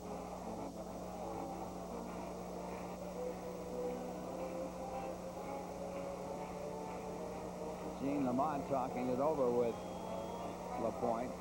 Mets putting the pressure on. As you can see, Keith Hernandez, one of the best in the business at charging those bunt situations. Mets do not use a rotation play with a shortstop covering at third. And the square around, the bunt is out to third. It's a good one. Jeffries has to field the ball. The throw is wide to Tuffle, and Tuffle makes a good play coming off the bank for the out. Why would Greg Jeffries look at the runner at third base? I don't really understand that. That's probably why he threw wide to Tuffle covering at first. Watch him look at the runner at third base. There's nobody back there. Watch. He looks back. There's nobody there. He's the only guy who's going to be there. Maybe he forgot he was fielding the ball. He looked for himself, and he wasn't there. Part of your following your shadow, but looking for where you've been to think that you were already there, but you were fielding the ball. While a left-hand batter coming up, Barry Bonds, first base is open, a right-hand batter on deck. And a right-hand batter in the hole, too. Davy Johnson out to talk to David Cohn, and you have the dangerous Barry Bonds at the plate. He has singled and struck out in his 2 at-bats. And the fastball is chased at strike 1. He probably told Cohn to throw him pitches out of the strike zone. But when you do that with a man at third base, you really take a chance of a wild pitch or a pass ball. I'm a little surprised they're pitching to Bonds here. I am too. And he comes back with that fastball out of the strike zone. It's 1-1. Maybe Davey told him just all high fastballs and hope he goes at a bad ball. Get him to pop it up or swing through it. Vallier, the runner at second base. Fermin, the runner at third base. Fermin, the runner at second. And again, the fastball out of the strike zone. And it's now 2-1. 3 high fastballs.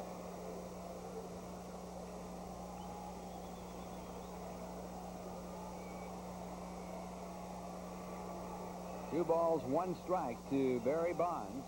And again, the fastball and strike 2. All fastballs up.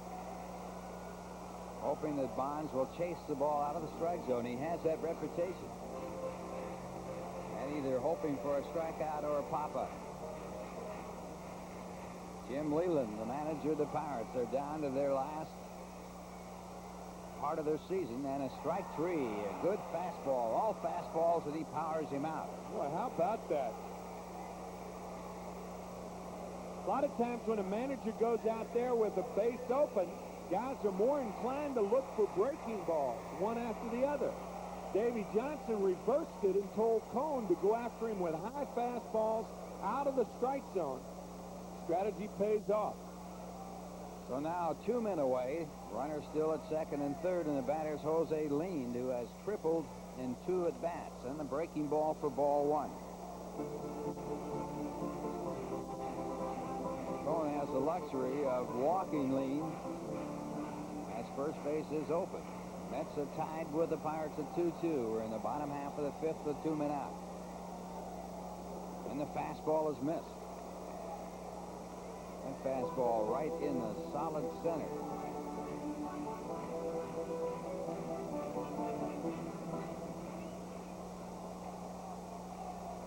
Lane hitting .242 coming into this game with 44 runs batted in. And the fastball again, and it's 2-1.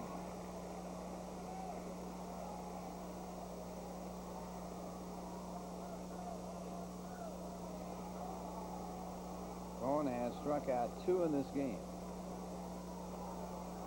And a fastball, and it's fouled back out of play. So they count at 2 balls and 2 strikes.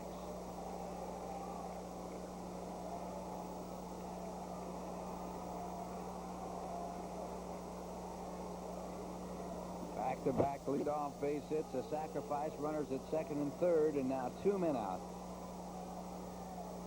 Runner still at second and third. And the slider, the little drop-down slider outside, and the count 3-2. A full count to Jose Lean.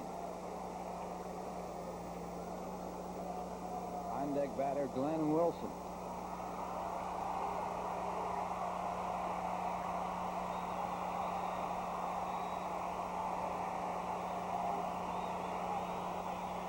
Focal point of this season for the Pittsburgh Pirates, a chance to take the lead here.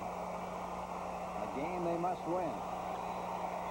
And the pitch, a breaking ball. Strike 3 called as Lean is called out on strikes, and a 3-2 slider that leaves 2 men in scoring position. The score at the end of 5. It's the Mets 2 and the Pittsburgh Pirates 2. Gary Carter, the leader off, 2-2 ball game. We're in the top of the 6th, and we have a report on Andy Van Slyke. Andy with a dislocated pinky finger on his left hand, sliding into second base when he's thrown out by Carter. And the first pitch to Carter is fouled back into the stands. It'll be out of play.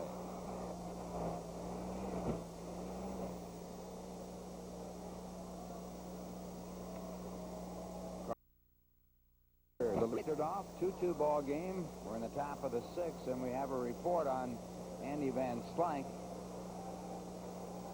Andy with a dislocated pinky finger on his left hand, sliding into second base when he's thrown out by Carter. And the first pitch to Carter is fouled back into the stands. It'll be out of play.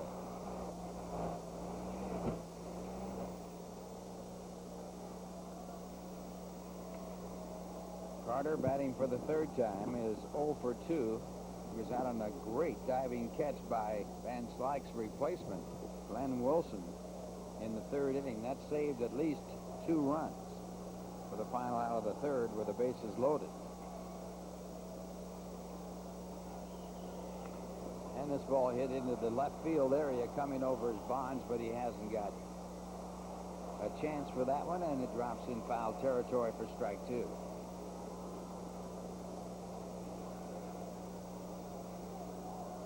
Dave LaPointe, 3-0 since coming to the Pirates. Working 21 2/3 innings, giving up only 16 hits. Came into this game with an earned run average of 0.42.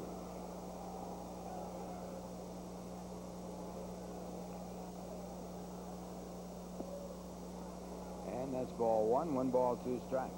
You mentioned Dave from Glens Falls, New York. And an article in the Times the other day talking about how minor league baseball is leaving Glens Falls, New York. Team purchased by a Canadian firm. And that ball on the check swing popped right back to LaPointe. He picks up the out. Beautiful area up there near Lake George. Gateway to the Adirondack Mountains, right north of Albany.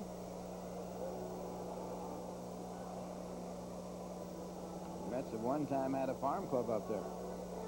Yeah, Buddy Harrelson was the, or was that Little Falls? Buddy was the manager of Little Falls. Yeah. That's right. Yeah. Now Tim Tuffle, the batter. Tuffle doubled over the head of Wilson his last time up on a line smash that took one hop against the center field fence. Seen one Falls, you've seen them all, I guess. Niagara, Angel.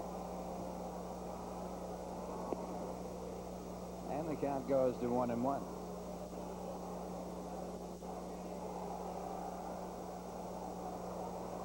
LaPointe makes his home there in Glens Falls.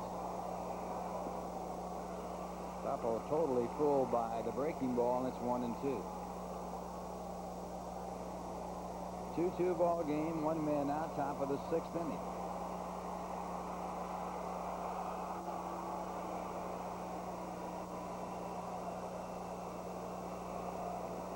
Another one fouled off, so the count remains at 1 ball and 2 strikes. What they did on the last day of the season, they gave out 3,000 tickets and only had about 250 people in attendance. And it legitimately really couldn't give the tickets away. So they decided to move. I think it was a Tiger Class A team up there. Another one fouled off. The count remains at 1 ball. Excuse me, and 2 strikes. Not too far away. Buffalo will draw over 1 million people, or they have drawn over 1 million. Across the state, yeah.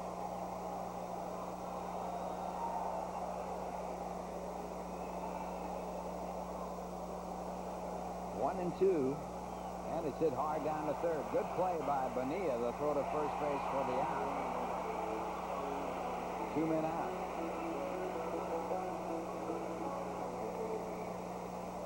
Boy, an excellent play by Bobby Bonilla, who leads the majors third baseman. In errors, he has 27. But a fine play there. That'll bring up Kevin Elster, who has a base hit and a run batted in 2 at-bats. Speaking of attendance, the Pirates expect to set the new all-time attendance record on Wednesday night against Montreal. Club officials made the projection based on the advance sale figures for tomorrow night's contest with the Mets and Montreal on Wednesday.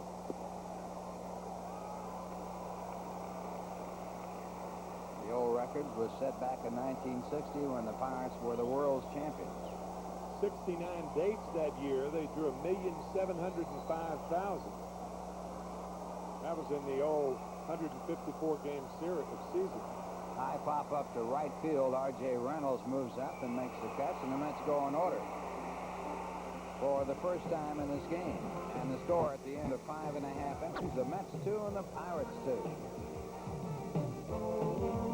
Game, the Mets have 27 remaining, and tomorrow at 7 o'clock, the Mets continue their drive for the pennant when they take on the same Pittsburgh Pirates. Mets versus the Pirates tomorrow night at 7 o'clock right here on SportsChannel. Then they head off for Chicago, Wrigley Field night game at 7:30 New York time on Wednesday night. That'll be the first night game we've ever done there, Ralph. That is for sure.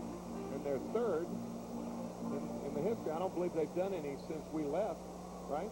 That's I think true. It's the third one. So it's a 2-2 game with Glenn Wilson the lead off, and the first pitch by David Cohn, a ball. Tough road trip. 2 days in Pittsburgh, 2 days in Chicago. Tough to get the laundry out, huh? Actually, it'll be the second official night game because the first one was rained out. The Phillies and Cubs, and then the Mets played the first official game, a nationally televised game there, and the second night game here on SportsChannel. History in the making of sorts.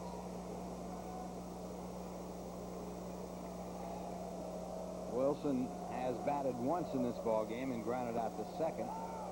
And David Cone with that fastball picks up a strike. 2-2 the count.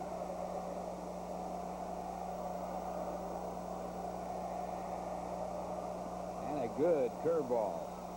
Third strikeout in a row for David Cone. Two big ones in the fifth, leaving runners at second and third. Now he leads off the sixth. Again, you never really know, Ralph, but David Cone was awfully strong, missing a start yesterday. And sometimes when a guy's getting to such a rhythm, when you push him back a start, they become lethargic and kind of loggy. Maybe that was initially the problem with Cone, but he has picked up steam the more the game has gone on. Really settled in outside of the two hits in the fifth. Came back with those two strikeouts to leave the runners in scoring position, and the fastball there is missed 1-1. Bobby Bonilla robbed of an extra base hit in the first inning on a fine catch by Mookie Wilson in center. Lined out his next time up in the fourth, and the fastball fouled off 1-2. Cone now has passed Mike Scott in the strikeout race. 4 strikeouts in the game, and he now has 165 and is in third place. Another strikeout, he ties De Leon for second place behind Nolan Ryan. Ryan with 204 strikeouts this year. And the fastball fouled back. Ryan, one of the most amazing stories in Major League history. Yeah, he is. 41 years of age. Another losing record this year, too. All he does is strike everybody out, and he doesn't win. Count goes to 3-2 on the missed fastball, and Bonilla now with a full count with 1 out here in the sixth, tie ball game at 2.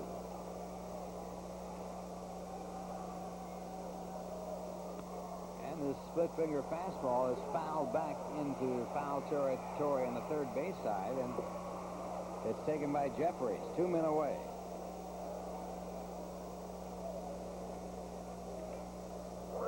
That'll bring up Sid Bream, who is 0 for 2, has flied to left and grounded out the second. Bream hitting .275. Pirates got their 2 runs in the first. That's got 1 back in the second, driven in by Elster, and then 1 back in the fifth to tie it on the home run by Darryl Strawberry, his 31st home run.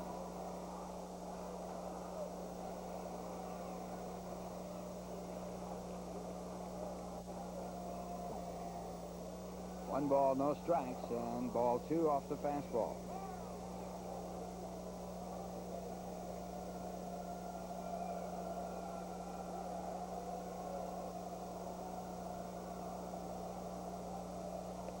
There's a fastball for a strike, and it's 2 balls and 1 strike.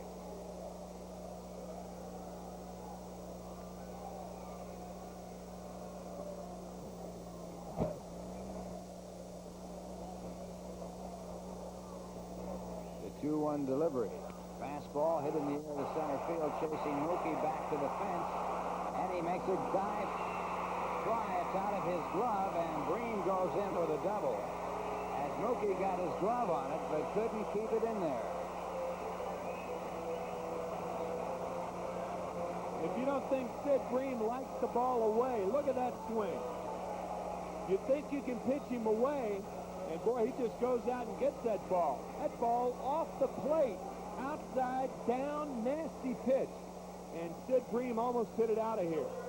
Good play by Mookie, almost came up with it. Hitting the wall, however, dislodged the ball, and Bream has a double.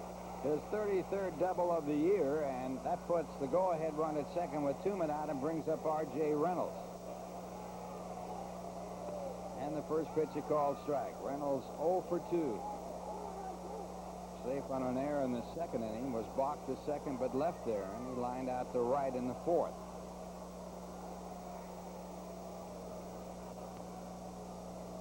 Split finger fastball fouled off, strike 2.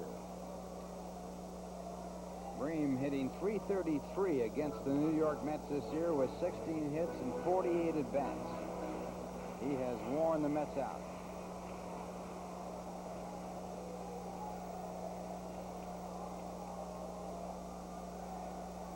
Two strikes to count to R.J. Reynolds. And the fastball fouled off. Reynolds with a lifetime record against the Mets of .329. And that includes 3 home runs.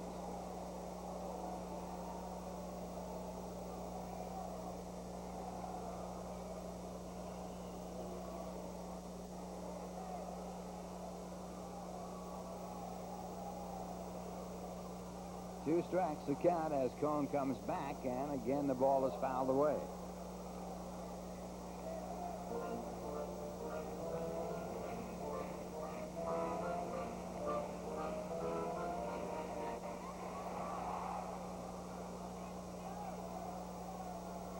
In 1986, Reynolds had an opening day first at bat home run off Dwight Gooden.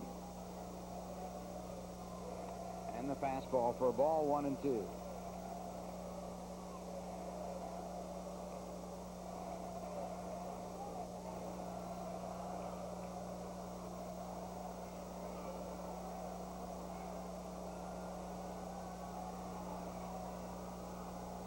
Again with the fastball. 2 balls, 2 strikes.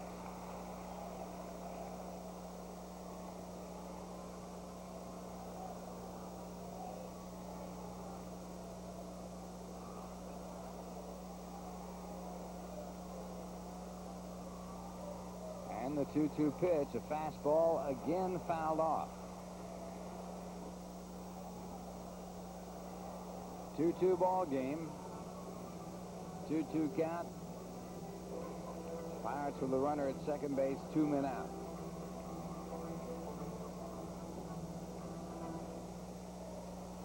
More 2-2s than a ballet company. I like that. And this ball fouled away. So again, Cone with a fastball, and again, Reynolds fouls it off.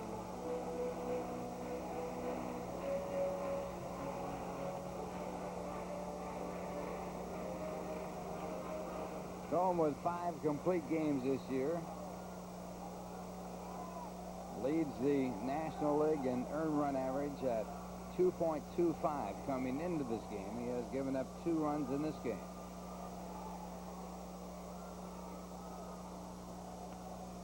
And once more, the fastball fouled off. So Reynolds hanging tough. One of those Frank Perdue at bats. A lot of foul ball.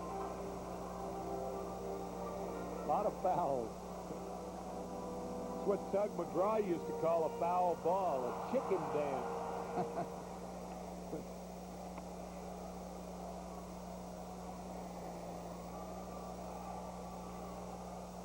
And again at 2-2, and he goes to the off-speed pitch. The split-finger fastball. Reynolds has struck out, and that ends the inning. Bream left at second base after the 2-out double, and the score at the end of 6. The Mets 2 and the Pirates 2. David Cone, the batter. David, 25 years old, and pitching another fine ball game. A 2-2 game here in the 7th, and I mentioned years old because my pal, Fran Healy, enjoying a birthday tomorrow. We're going to have a big birthday bash tonight. Base hit down the right field line at the very mention of Fran Healy's birthday. David Cone smokes one down the right field line. Happy birthday, Fran. Thank you, Tim. You're welcome. I'll be 25 years old also. How about David Cone today? On the mound, it looks like he's been struggling, yet only allowed 2 runs, and right here, a big double. Remember last week I was sitting there with Tim McCarver. As soon as he came on, he mentioned a no-hitter. Tony Gwynn double. Oh, now wait a minute. First of all, you weren't on that day. Oh, yeah, you I were. was. Yeah, you were. That's right. It wasn't the first thing I mentioned because it was 1 out when he did it. Oh, okay. You know, Okay, there was you're 1 right. out. A 1-out double in the 4th inning. That's right. Couldn't have been Tony the first Gwynn. one. Jeff Robinson and Bob Kipper are warming now. Boy, you have to keep bringing that up. Well, I'll tell you what. I'm watching This Week in Baseball on the scoreboard before the game. They did a little piece on that. This Week in Baseball had it. I thought it was a classy show. They had it on what? A little piece on that. Did I mention the no-hit? Yeah. Oh, yeah? Did they? Good. Good. Change up is high. And it's 1 ball, no strikes to Mookie Wilson. Oh, yeah, I got some letters saying that I was responsible for it. I mean, even when you admit it, Even when you admit it, people still come down hard on you. That's right. You mentioned it prior to saying it. Yeah. It was in the 4th inning, too. I mean, that's not exactly... Look at this!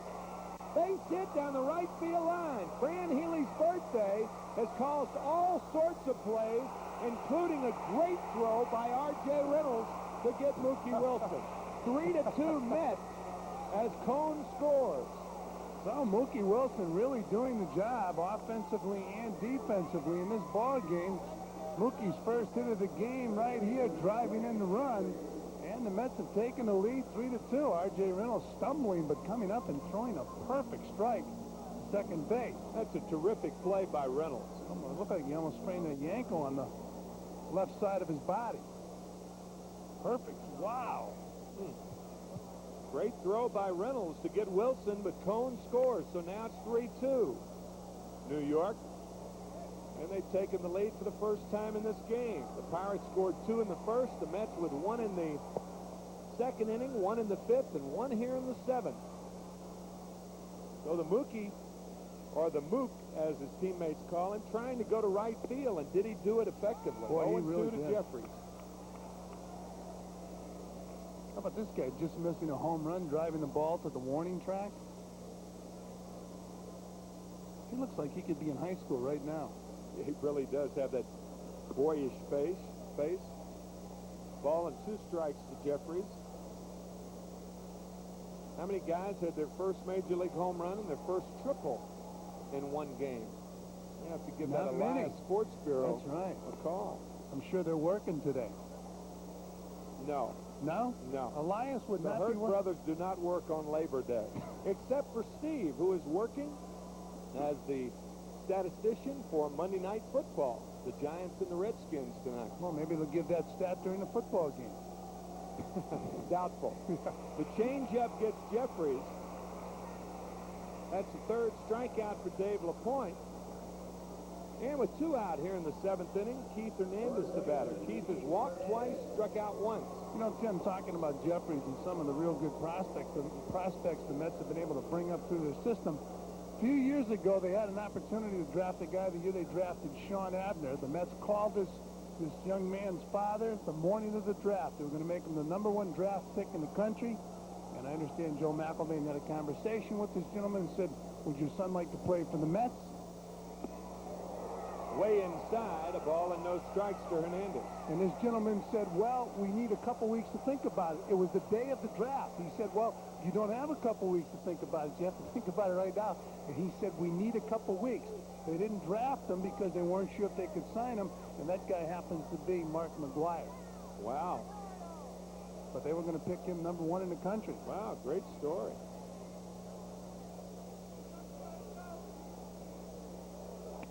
Lined up the middle, boy. You don't think hitters don't love that when they're knocked down and then drill one back through the middle. Well, that was a bullet off the bat of Hernandez. Whether it's intentional or not, you like to do that.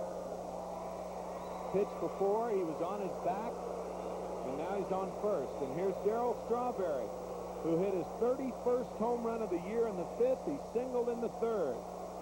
Darryl 2 for 3.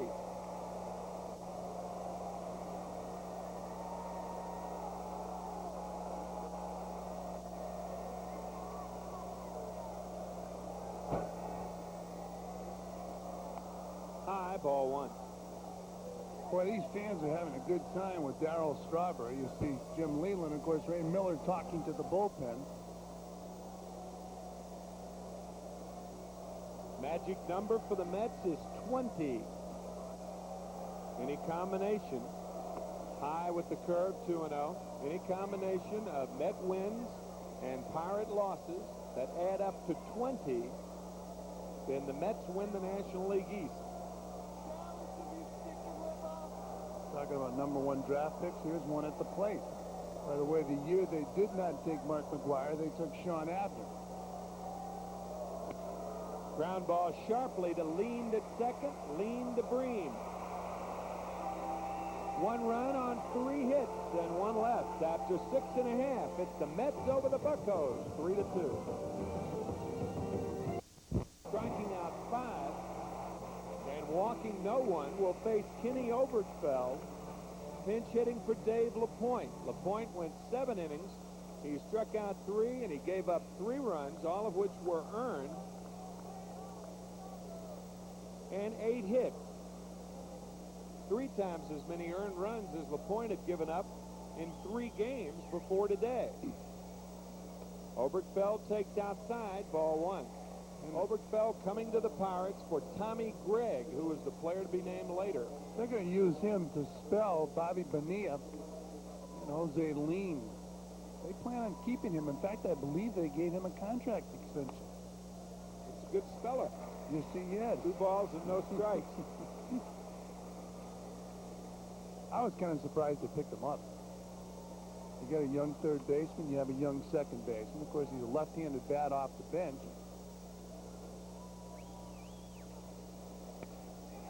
Base hit right field. Strawberry may have a chance. He lays back on the ball, and Belliard scores. The 3-3 ball game on a pinch hit single by Kenny Oberkfell.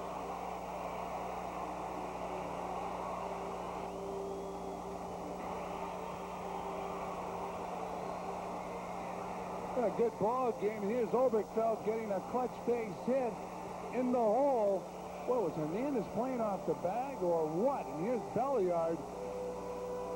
And not even close on home plate. Belliard with the head first slide. Belliard belly down. Yes, he did. And here's the throw once again. Well, if a catcher knows a guy's notorious for sliding head first, oh, what a job he could do on his hands. Blocked the plate. Gary left that lane open, and Belliard took advantage of it. Here's Barry Bonds, who has struck out twice and singled and scored a run. The catcher's toughest play is the throw from right field, because you can't see the runner and the ball at the same time. That's why it's so important to know the runner. A lot of guys will do the head first slide at every base. That's dangerous.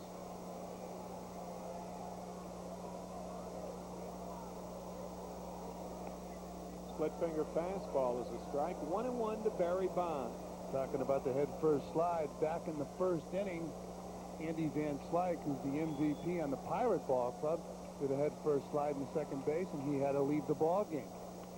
Dislocating his little finger on his left hand. Bonds fouls it back. A ball and 2 strikes to Barry. 1 out, 1 on. We're in the 7th.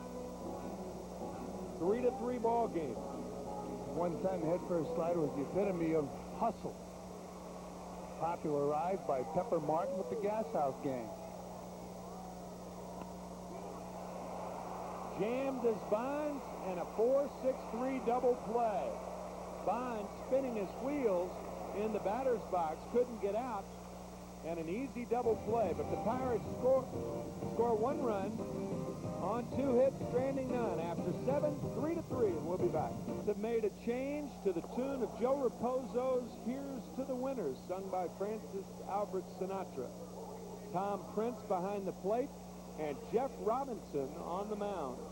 And Jeff Robinson, 9-2 on the year, a 2.91 ERA. He has 8 saves, really doing the job for the Pirates this year. For the Pirates coming back from the ashes. What was it, a couple years ago, everybody felt this franchise was leaving town.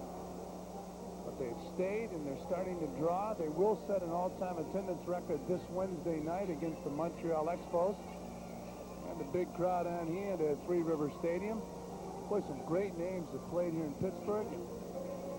One of the greatest up here in the booth was Ralph Kiner. They had Roberto Clemente, Honus Wagner. A long list of big names here in Pittsburgh. Big franchise, of course, the Lumber Company in the 70s. It's been a great sports town. How about the Steel Curtain? 3 Super Bowls in the 1970s. Winners yesterday at this ballpark.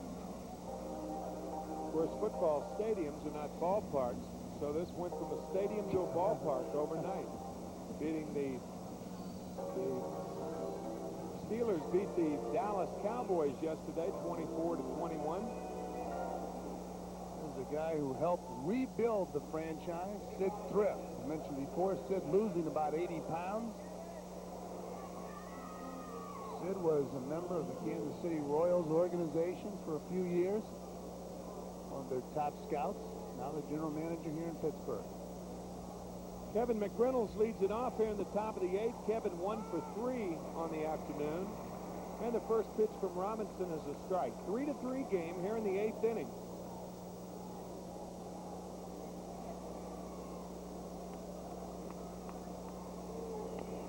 Tapper right side. Tough play for Robinson. Now lean. Infield hit. That ball kept skewering and skewering and skewering. Try saying that 3 times in a row. That was a pretty good test right there. You passed it. And here it is. Kevin McReynolds hits it gently. It had a spin. Spin. And McReynolds beats it out. Spin. I wouldn't touch that word. Remember coming up, we used to play Spin the Bottle? Not me. Kevin was just playing Spin the Throttle, airing it out to first base. Here's Gary Carter. Did you play that frequently? Oh, yeah, You of did. course. Parties? Yeah, loved it.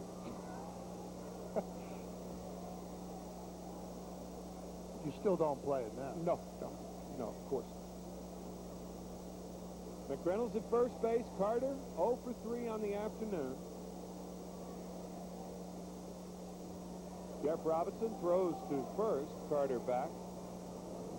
Robinson is 62nd appearance. That's 3rd in the National League.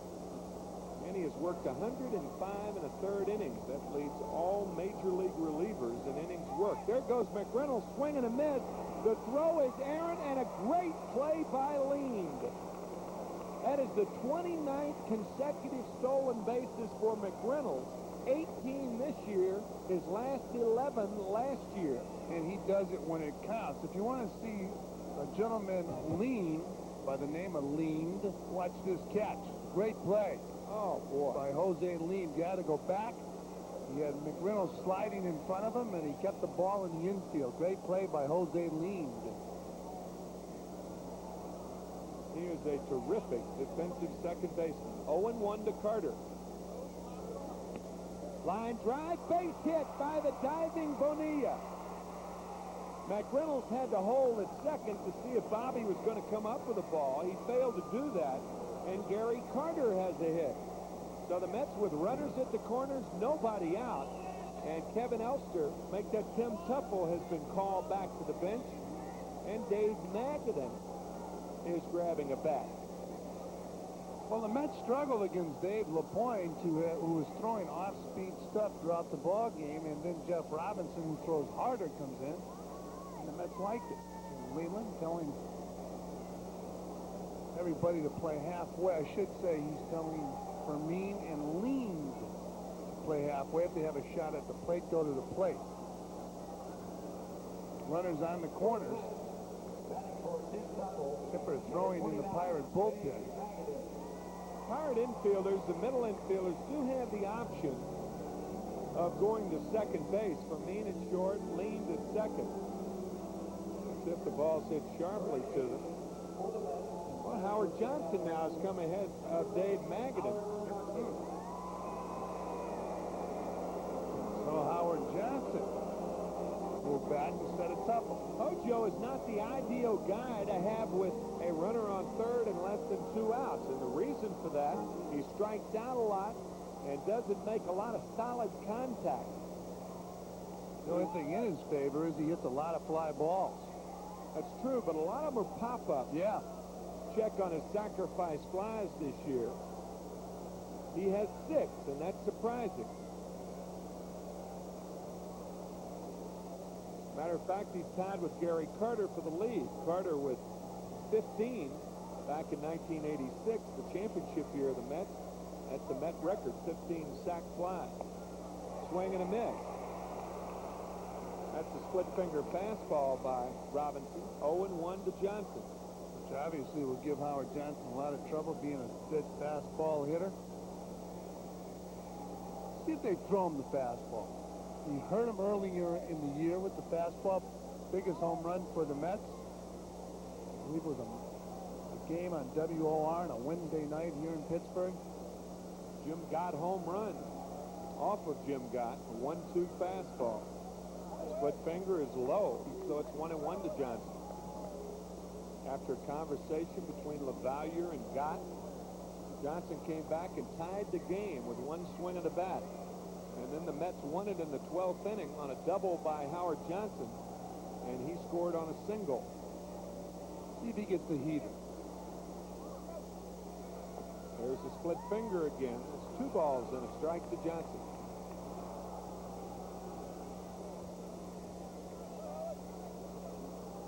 Tom Prince, the catcher with the Pirates, replacing Mike LaValliere, who beat out an infield hit. Really a good time to run for McReynolds, too. Not allowing Prince to get loose behind the plate. Yes. This is his first inning. Inside and low, ball 3. You know as well as I do, Fran, when you come in late innings as a defensive replacement, especially as a catcher, you're really not loose. Your arm may be loose, but your footwork's not. Yeah. You get down a bullpen and throw, but you're not used to coming out of the chute. You're not comfortable.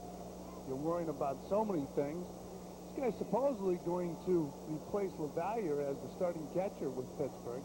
Maybe not next year, but they say he's the catcher of the future with the Pirates. Swing and a miss. It's a split finger. He's had 5 in a row. Split finger fastballs. 3-2. Well, the Pirates have been quoted as saying that Howard Johnson is a good fastball hitter. Let's see. 3-2. He's seen, as Tim mentioned, 5 split-fingered fastballs.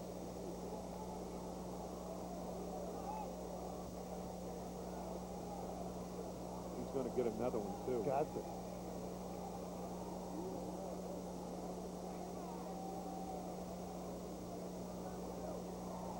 There it is, and it gets Johnson. So Johnson strikes out, and Dave Magadan the batter. Be interesting to see if Howard faces Robinson again in a game situation where he can tie the score or put the Mets ahead. Will he look for the split-finger fastball because he just got steady diet? He says that this year is not unlike last year, that he has been looking for the pitches.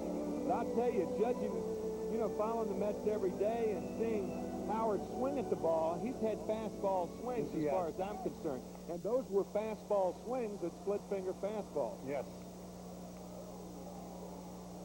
So if he's looking for those particular pitches, his bat hasn't reacted, or he hasn't made his bat react, or his stance, or his swing, or anything like that. And really gutsy pitching by Robinson, because if you watch Johnson, here's a contact hitter. Infield in double play depth now, and this one's inside. The fastball misses. 1-0 to Magadan. 3-3 game, top of the 8th inning. And that's with Kevin McReynolds at third base and Gary Carter over at first. Lee Mazzilli has moved into the on-deck circle.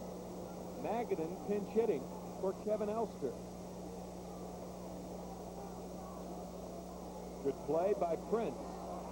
2-0 to Magadan. Well, 1 for 11 on the year as a pinch hitter. Every time I hear that name, was that a big name here in Pittsburgh? Prince? Bob Prince, broadcaster for the Pirates for many years, very popular broadcaster.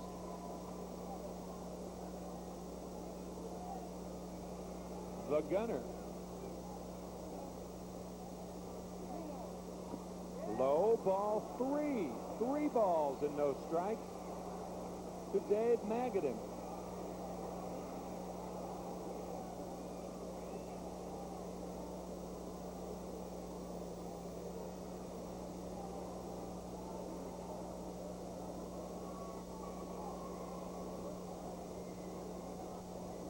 Gene Lamont in the foreground, and Jim Leland, the manager of the Pirates.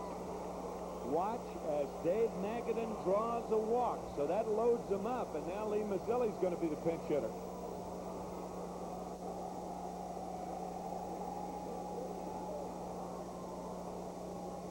So Lee Mazzilli pinch hitting for David Cone. And Mazzilli this year batting 149, no home runs, 10 RBIs, in a very tough spot as a pinch hitter. Toughest thing to do in baseball, come off the bench. Although Lee's the type of guy that's prepared. He's inside swinging the bat, attempting to get loose.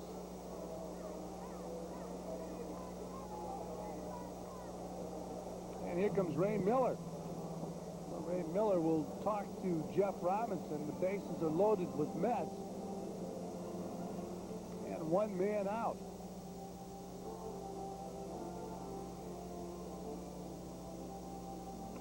Talking about how they'll pitch to Lee Mazzilli and how to set up the defense.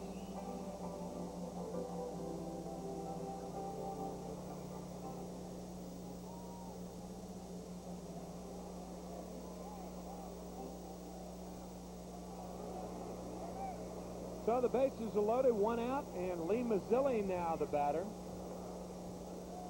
Lee batting for David Cone. So Cone can only win this game if the Mets can push a runner across. Randy Myers now warming for New York. And he would be the most likely candidate to be the pitcher in the bottom of the eighth. Fly ball deep center. This is going to at least score McReynolds as Wilson drifts back and he makes the play.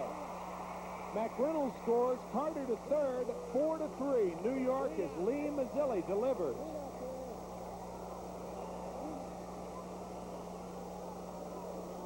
So big sacrifice fly and a big RBI by Lee Mazzilli. Mazzilli's 11th RBI of the year. I'd like to see if I would like to have seen Mookie Wilson on second base for this fly ball. Look at how far the ball is hit. Look at Glenn Wilson all ways back to the fence. Makes the catch. McReynolds scores easily, and Carter moves on over to third base. Now 4-3 Mets.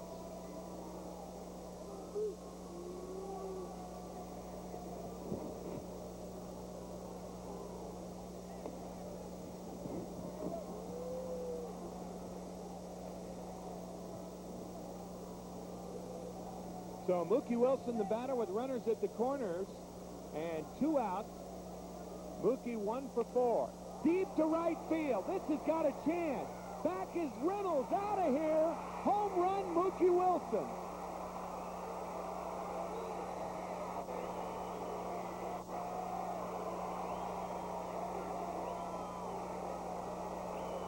And that blow right there, Fran, may be the Pirates' death knell. Yes. 7-3 New York.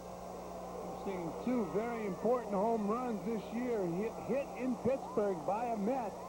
Howard Johnson, we talked about it before, and this could be the final nail in the Pirates' coffin as Mookie Wilson takes the ball over the right field wall. Jeff Robinson giving up a 3-run homer after a big sacrifice fly off the bat of Lee Mazzilli.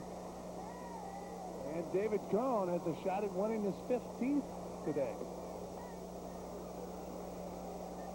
Ball 1 to Greg Jeffries. And a big home run as Mookie Wilson goes down, hits a fastball over the right field fence. A 3-run homer for Mookie Wilson. Little looper down the left field line, and it's caught by Barry Bonds. A nice play by Bonds, but damage of all kinds and all sorts by the Mets. 4 runs on 3 hits. The inning highlighted 3-run homer by Mookie Wilson after 7.5 at 7-3 New York. Timing to this could not be better. It's Snapper Sports Watch Night on Wednesday, September 14th, when the Mets take on the Chicago Cubs at 7:35 p.m. Now, every fan attending that evening's game will receive a deluxe sports watch courtesy of Snapper and the New York Mets. So don't miss out on this one. It's just in time for the pennant race. For Mets ticket information, call 718-507-TIXX anytime, day or night. Well, we have Dave Magadan staying in the game at third base for the Mets. And we have Howard Johnson at shortstop. And Greg Jeffries moves over to second base. He started the game at third base. And the new pitcher, Roger McDowell. So, McDowell will be the pitcher for the New York Mets. And Ralph Kiner sliding into the booth. What about Roger McDowell, Mr. Kiner? Well, Roger has won 5, lost 3 with an earned run average of 2.41. He has picked up 14 saves. This will be his 54th ball game of this year. He's worked 78 in the 3rd innings, given up 64 hits, and he has walked 29 while striking out 38. And the opposition hitting 222 against him. And the first batter will be Jose Lean. And leaned in his ball game, tripled, grounded out, and struck out. The Mets are on top, 7-3. David Cone could win his 15th game of the season. He'll be 15-3 as Lean takes a strike, 0-1. It'll be Jose Lean, Glenn Wilson, and then Bobby Bonilla. So Mookie Wilson hitting a big home run last inning. That might be all for the Pirates. If they lose today, they'll trail the Mets by 10 games. Not much to look forward to. That was a big inning for the New York Mets after the Pirates came back to tie it up at 3. Then the Mets exploding for 4 runs in the 8th. And some graffiti. That's not graffiti, is it? It's a good name for it. Okay. Thrown on the field. Fans are having a blast with Darryl Strawberry this afternoon. They like that name, Darryl. Yeah, but he has a last laugh on it. He hit the dinger. There's a line drive. How about this guy, Jose Lean, the line drive to right field. He tripled the right field. He's got that right field down pat.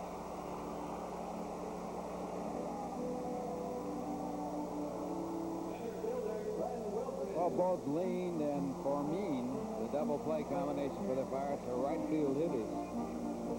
They got that one down.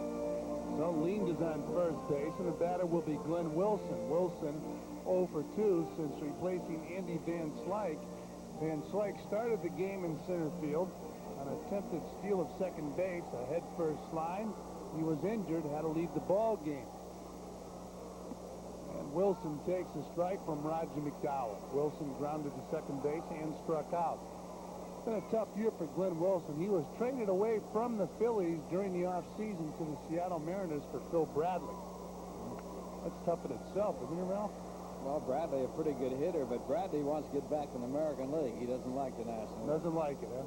Well, I'll tell you one thing. Glenn Wilson going to Seattle. Nobody wants to go to Seattle.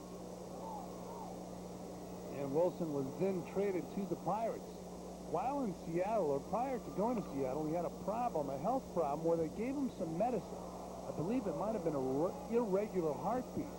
The medicine tired him to the point where he had no strength in spring training and early in the year with the Mariners. The Mariners gave up on him, traded him for Darnell Coles. They traded him to the Pirates, and here he is. They think, the experts feel that he won't be with the Pirates next year. Has anybody ever found out who the experts are? I think they're still looking for them. Okay. They're the fellows that are never around when they're wrong. Well, it's 0-2 on Glenn Wilson. He'll be followed by Bobby Bonilla. Bob Engel calling balls and strikes. And here's a fly ball center field. Drops in front of Mookie Wilson. So the Pirates have runners on first and second and nobody out. And Randy Myers will get up in the bullpen.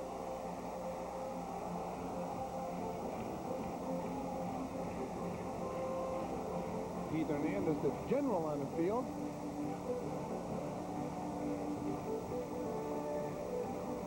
Well, the Pirates have never gone down easy in the last couple of years. Last year they kept coming back against the Mets. They finished up the season extremely strong. Fine record as Randy Myers now gets up with the Mets leading. But that lead is in jeopardy now. They're leading by 3.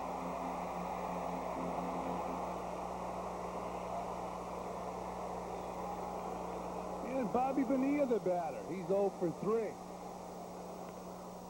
And a ground ball base hit into right field. The Pirates will pick up a run as Jose Lean comes on the score. And Glenn Wilson goes to third. So the Pirates have picked up a run. It's now 7-4 in favor of the Mets. So that big home run by Mookie Wilson. Well, Bonilla has hit the ball hard 2 of the 3 times before this at bat. Now he singles in, 3rd consecutive hit. A run for the Pirates here in the 8th inning, and the tying run is now at the plate. Roger McDowell on in relief of David Cone. Looked like David Cone struggled, but yet was successful. Only gave up 2 runs. And that'll be all for Roger McDowell. I should say gave up 3 runs. So McDowell will lead the ball game, and Randy Myers will come in. If Randy Myers has the stuff he had on Saturday, the Pirates might as well go home. We'll find out.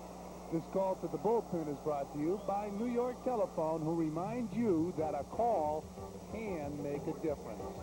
Howell will relieve David Cone. Randy, with a record of 5-3, has 21 saves, an earned run average of 1.61. The opposition hitting 190 against him. This will be his 46th game. Randy has worked 56 innings, giving up only 37 hits. He has walked just 13 while striking out 56. And he will take over pitching to the scheduled batter, Sid Bream. And Bream against left-hand pitching, hitting 189. 2 home runs, 9 runs batted in. He's hitting 304 against right-hand pitching with 6 home runs. Well, it might not make a difference who Myers pitches to. He throws so hard. Bream will be the batter. By the way, with those 21 saves, Randy Myers is 7th in the league. And he has picked up saves in each of his last 4 appearances. If you take a look at Randy Myers' eyes.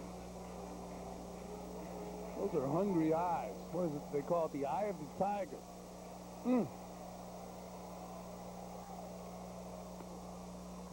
Throws the ball 98 miles an hour. He threw a hook first pitch. How about that? It was a ball. And that's outfield very deep against Bream, who is really not a home run hitter. He's an opposite field hitter, especially against the left-hand pitcher. And McReynolds very deep, as is Mookie Wilson in center. And he fouls the ball to the left side. Not a play. 1-1. Bream flied to left, grounded to second base, and doubled. So he's 1 for 3. As Ralph said, he struggles against left-handers, and this is one of the hardest throwing left-handers in baseball. Down low, 2-1. Sometimes when you're throwing hard and you feel good, you try to throw the ball too hard, and when you do that, you rush your body off the mound, and consequently, you don't have your good control. And the ball's not as fast because you're muscling up. Now, there's a strike, 2-2. When he had his pitching slump, that's exactly what he was doing. He was rushing his pitches, opening up too soon. And, of course, the difference between that fastball Randy throws and, say, the fastball Roger McDowell throws is Randy grips it across the wide seams, and he grips it with the seam. And there's a drive, right field, and Darryl Strawberry has room. The Pirates will pick up another run. Strawberry getting the ball back in, and Glenn Wilson scoring for the Pirates. It's now 7-5. I'm surprised Sid Bream hit the ball as far as he did off of Randy Myers. He had a good at-bat right there and got the fastball and pulled it deep enough to get the run in. Put a good move on it. Well, the Pirates are not quitting, obviously. It's 7-5. We're in the 8th inning, so stay with us. The batter now will be R.J. Reynolds. He's 0 for 3. Reached on an error by Tim Tuffle. He lined to right field, and he struck out. He'll turn around and bat right-handed against Randy Myers. Bobby Bonilla on first base. They're not holding him. And a fastball up high, ball 1.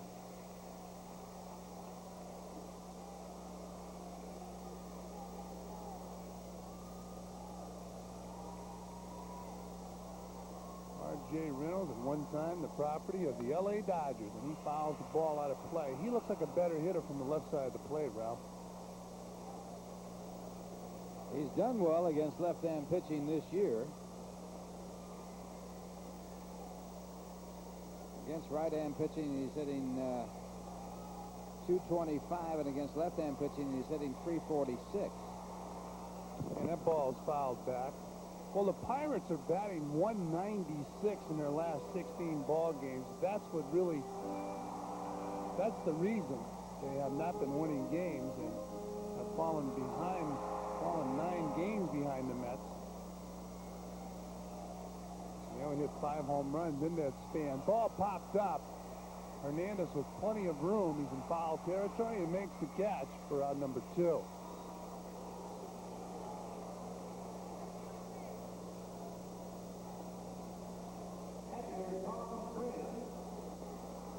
So now the batter, Tom Prince.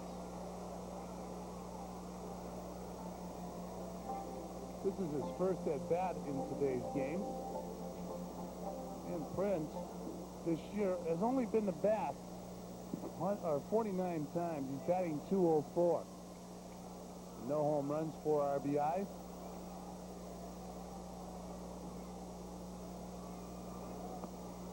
He takes a fastball outside, ball 1. He hit his first Major League home run last year off of Bobby Ojeda. This year at Buffalo, he did hit well. He hit .260 with 14 home runs, 86 games. And he takes up high, ball 2, 2-0. Well, Bobby Ojeda will be on the mound tomorrow night for the Mets. He's 9-12. John Smiley will be pitching for the Pirates. And you can see all that action right here on SportsChannel. Fouled off. 2-1. Of course, after the ball game, all the pennant races will be updated by New York Sports Nightly. Well, we have some pennant races. How about the American League East? 4 clubs now. Milwaukee in a virtual tie for 3rd place with the Yankees. 4 games back. And a 2-1 pitch up high. 3-1. The Brewers might be the ball club sneaking in there. They've won 6 straight. Well, Randy Myers trying to close the door here. If the Mets win, they'll be 10 games in front of the Pirates. There's a strike, 3-2. Surprised he was taking all the way. Home run here would tie it up. And they got the 8th and 9th place hitters coming up. Very surprised he was taking there. Especially with this guy's control. He can throw you a strike. Here's a 3-2 pitch. Fouled out of play. He has great control for a power pitcher.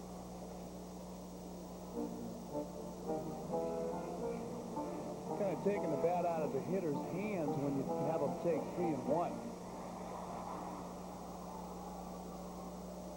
Of course, the way the Pirates have been hitting Leland, hoping for a walk. There's a ground ball to short. Howard Johnson to Hernandez, and that'll do it for the Pirates here in the 8th. They pick up 2 runs, and at the end of 8 complete, 7-5 Mets. Well, a new pitcher, Morris Madden. Morris wearing number 59. When they hand you number 59 in spring training, you know you're going to the minor leagues. Well, Morris making his 2nd appearance for the Pirates, his first against the Mets. He has a record of no wins, no losses, and no saves. He has worked just 2/3 of an inning. And in that short time on the mound, he has given up no runs, allowed 1 base hit, while striking out 1. Well, Morris will pitch to Keith Hernandez, Darryl Strawberry, and then Kevin McReynolds. We're in the top of the 9th inning here at Three River Stadium, and Ralph kind of was right. The rain stopped and it moved away. It used to be my stamping grounds around here. That's right, I forgot.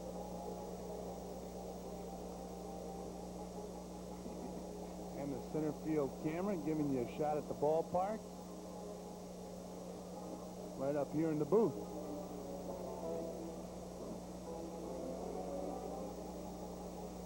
Artificial turf, revolutionizing the game of baseball. How you set up your defense, who you can have on your defensive team. You can't have a guy that's slow a foot playing second base when on the natural surface, you could. It's pretty hard to get that artificial growth turf to grow real high like they do in Detroit. That's right. I mean, look at a major league team like the Pirates. They have to go out when they scout young kids. The kid has to be able to move quickly. You can't have a guy that can just play hitters. I played a guy, Cookie Rojas, who's managing the Angels. He did it for years on knowing how to play hitters. Can't do it anymore. And Keith Hernandez takes the ball.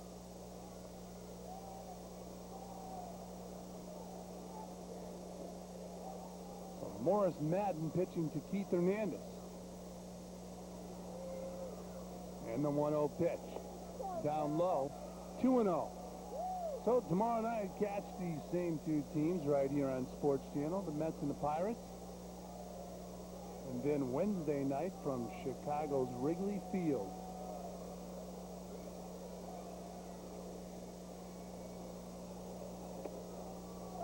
And Hernandez takes a strike. 2-1. This used to be the tough time of the year to be a good hitter because they bring up all these new players and you've never seen them before and you have no idea what they throw. Did that bother you? Never liked it. Strike 2-2. I think it would have more of an effect on a thinking hitter like a Keith Hernandez than a guy who's on deck like Darryl Strawberry who just does it with his ability. I think you're absolutely right. Keith, of course, has never seen Madden before, and he doesn't have any idea what he throws, and he can't set him up. And there's a great example right there. Look at him. Look at him. Now he has an idea. He knows he'll throw a 3-2 curveball. And that'll go into the computer as Keith walks away, and he says, how can that guy throw me a 3-2 curveball in the second game in the major league? That's right. And here it is again. Now, Darryl Strawberry doesn't care. Darryl's going to look for the ball and try to hit it as far as he can. He took the ball down low, so it's 1-0.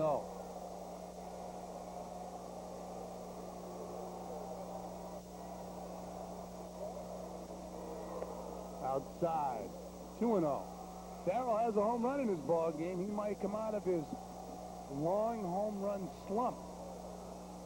Hit a ball that kept carrying, but Glenn Wilson tricked me. I thought he had a shot at it. He ran into the wall up high, 3-0.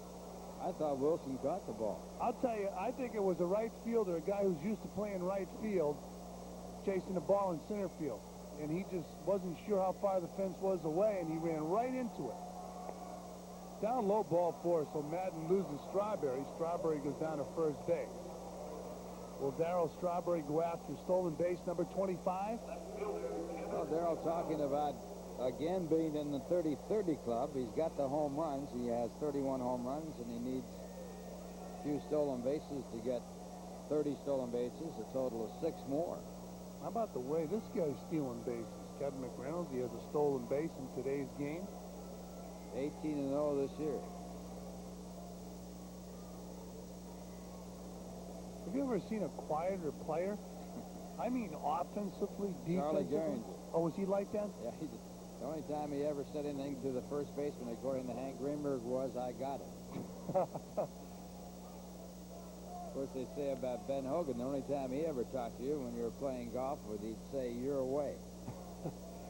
And, of course, this guy is pleasantly quiet. Now, you have some guys that aren't so pleasant, like George Hendricks. George never talked to anybody. One man down, and they check Strawberry at first base. Of course, George was a nice guy to the players. When he would come up to the plate, he'd always have a conversation. It might have started with the media. A lot of it does. Somebody reads or hears something that's said about him, and they stop talking to you. And they check Strawberry at first base. I wonder if George has ever pulled up his pants. George Hendricks. Yeah. Look like pajamas. All the way down to his shoe tops. Of course, Tim's old battery mate, Steve Carlton, didn't really. I guess he did talk more to the players than he did to the media. 1-0 right now on McReynolds. The greatest line I've ever heard, Frank Graham, the great writer, talking about a player. He said he's starting to say hello when he should be saying goodbye. That's a great line, and so true in many cases.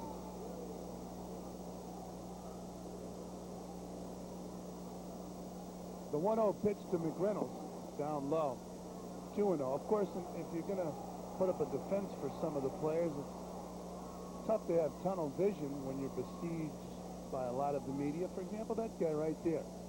Everybody wants to interview him, including us. Darryl's very good at that, though. He'll talk. Yeah. He's adjusted very well to New York. Down low, 3-0. And on the other hand, the Mets kind of sheltered Dwight Gooden from it. I can hear Keith Hernandez now. How can this guy throw me a 3-2 curveball, then he walks Strawberry, and he's 3-0 McReynolds? And the 3-0 pitch. Down low, ball 4. So McReynolds goes to first base. Keith Hernandez went to the dugout. Strawberry's going to second base, and McReynolds to first. And Jim Leland's on his way out to the mound. Did players have the reaction they have today to the media when you were playing?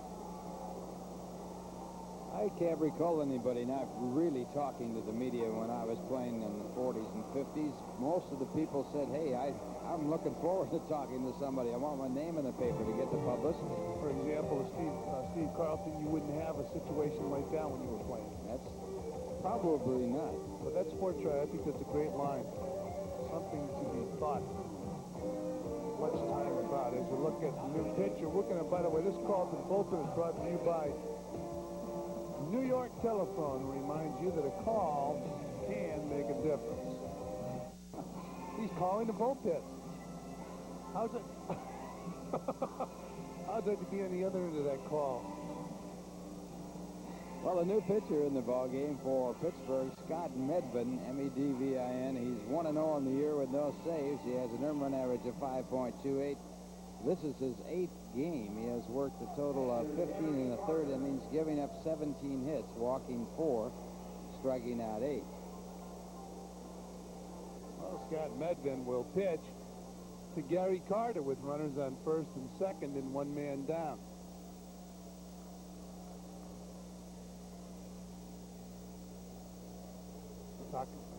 Discussing that, talking to the media. How about this guy? He's available. He's available. He does a great job, too. As he bails out. Right now, it's tough to see. They have the shadows between pitcher's mound and the batter's box. There's a shot of it. Gary is available. You hit it on the nose.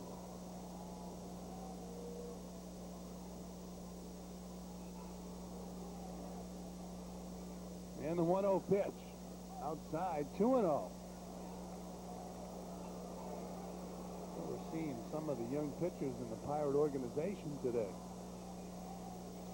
Does it surprise you, Ralph? It does surprise me. They must be awfully thin in their pitching because Medvin pitching at Buffalo this year, 5-4 with 12 saves in 39 games, no starts. But they're going to the young people here in a pressure situation. Pirates have to win this game. That's right. They're 9 games back, so if they lose, they'll be 10 out. It's now 3-0 on Gary Carter. They've come back in this game. Mets had a 4-run lead. Now it's a 2-run lead. We're in the 9th inning. And Jim Leland in the Pirate dugout. Carter pulls the ball foul.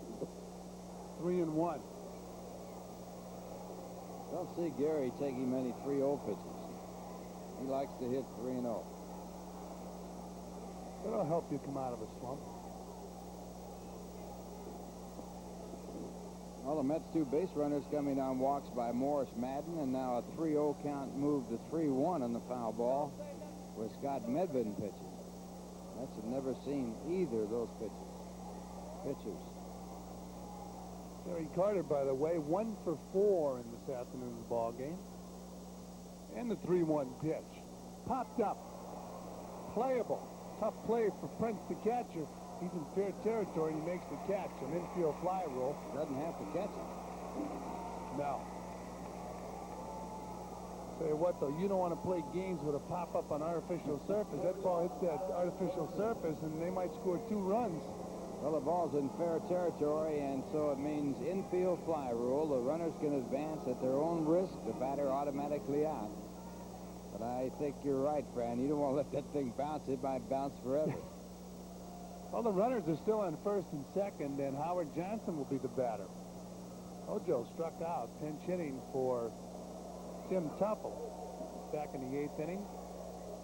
faced Jeff Robinson with runners in first and third. And Jeff Robinson threw him 6 split-fingered fastballs. Let's see what happens here. Tom Prince was catching then. A lot of times what a pitcher will throw depends on who's catching. Some pitchers just take it for granted the catcher's in charge. It's a bad idea. That's a strike. Of course, a young pitcher, do you allow a young pitcher to call his own game if you have a veteran catcher behind the plate, Ralph? Not at all. In this case, they have a young pitcher and a young catcher, and the young catcher looks in, I'm sure, to Ray Miller for the pitches.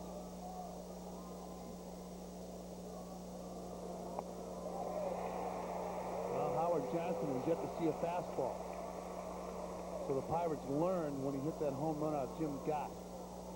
2-strike home run. The Mets were out of the ball game. He tied it up. The Mets were on to win it in extra innings. That might have been the turnaround for the New York Mets against Pittsburgh. And since then, they've just dominated the Pirates. They have won 10 of 14. All Gott needed was one more strike. 7-5, the Mets on top of the Pirates. Once again, Howard Johnson going down on strikes. So that'll do it for the Mets. They strand 2 runners. And at the end of 8.5 innings of play, the Mets are on top of the Pirates, 7-5. Well, plenty of baseball left here at Three River Stadium. The cry of "Let's do it" was screamed out on the scoreboard by the late John Belushi, and it got quite a reaction here by the fans. They're coming alive. So the marketing department here in Pittsburgh trying to motivate the Pirates. And John Cangelosi's the batter. We'll see if late John Belushi was able to motivate him. Cangelosi batting 195. He's only been in 55 games, 82 at bats.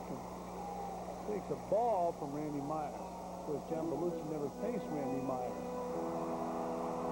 That was pretty good. It was a scene out of the movie Animal House. It's a strike.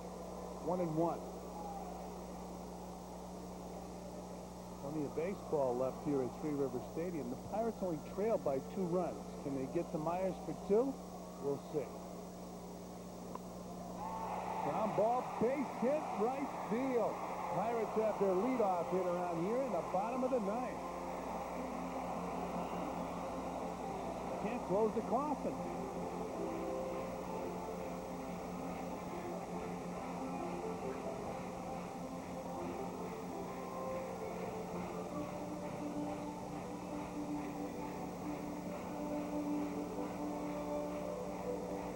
So, Cangelosi down on first base. Gary Reedus the batter. Gary, of course, a former National Leaguer, started his career in the Major Leagues with the Cincinnati Reds, traded on to Philadelphia, now back in the National League. Reedus has some power. With Chicago in the American League this year, he hit .263 with 6 home runs, 34 RBIs in 77 games. And the first pitch is fouled out of play, strike 1. Gary batting an even 100 with the Pirates. It's always tough when you look up on the scoreboard and see the stat that says 100. You know something's lacking. And the 0-1 pitch. Up high. 1-1. It's got to be shocking to him to look up there and see that 100, because in his first year in pro ball, all he did was hit .462. Swung on and missed. 1-2. So you can't give them too much too soon, Ralph. They'll expect it. Played at Billings, Montana, hit .462 with 17 home runs, 42 stolen bases in 68 games. What a way to start. 1-2. Nice catch by Gary Carter. 2-2. Angelosi on first base. Myers pitching to Reedus. Angelosi being held on by Keith Hernandez.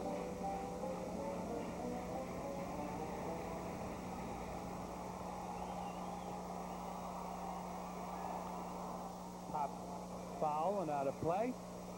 So the count stays 2 balls and 2 strikes. Am I wrong, Ralph? But this is an awfully big game for the Pirates, but it doesn't, I don't know, the atmosphere doesn't seem to be very tense, and it wasn't tense before the game here in Pittsburgh. I don't know. It's hard to read the crowd here in Pittsburgh, and of course, Pirates are still 9 games out. Even if they win, they would be 8, and if they win tomorrow, they would be 7. So it's They over. have to win. But you figure it's over. They're not playing like they're uptight. Now, trailing the Mets 7-5 here in the 9th inning. Swung and a miss, strike 3. So Randy Myers doing what he does best, blowing the hitter away. 1 down. Well, Rita's known for strikeouts and fly balls, and he struck out on a fastball here. Randy gets his first strikeout. And that'll bring up Barry Bonds. Barry Bonds can hit the fastball. He's like his dad. Bobby loves the fastball. Barry can hit it a long way. Keep in mind, this is not your ordinary leadoff hitter. He has 22 home runs. He's the tying run. 1 man down. Fastball up high, ball 1. The Mets, after their 81st victory here in 1988, they'll be 81-54 if they win, and David Cone will have his 15th victory. There's a strike, 1-1. The Pirates 71-63. They're 9 games back. Montreal Expos have a shot at catching the Pirates. Expos 10.5 games out. They won 4 straight after a disastrous 20 games. Fouled off. 1-2. Rex Hudler, of course, popping off on a Sunday in the papers in New York. Met players getting all teed up, beat the Expos 2 straight. The Expos went out to the West Coast and couldn't win a ball game. Lost 7 more for a 9-game losing streak. Strike 3. Good pitch from Randy Myers. Randy going to the slider there, well knowing that Barry Bonds is a fine fastball hitter. Now, this is a great pitch. Right on that outside part of the plate.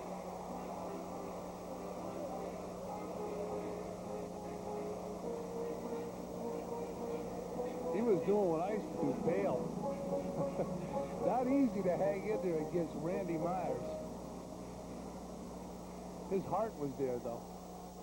Some of the parts were leaving. That's right. And Barry Bonds, once again, having a fine year here in Pittsburgh. And he's an outstanding player, but he's facing one of the best in baseball, Randy Myers. And so is Jose Lean. Lean takes up high, ball 1. He's tripled and singled. He's 2 for 4 in his ball game. 7-5, the Mets on top of the Pirates. The 11 hits for the Mets, the 11 hits for the Pirates.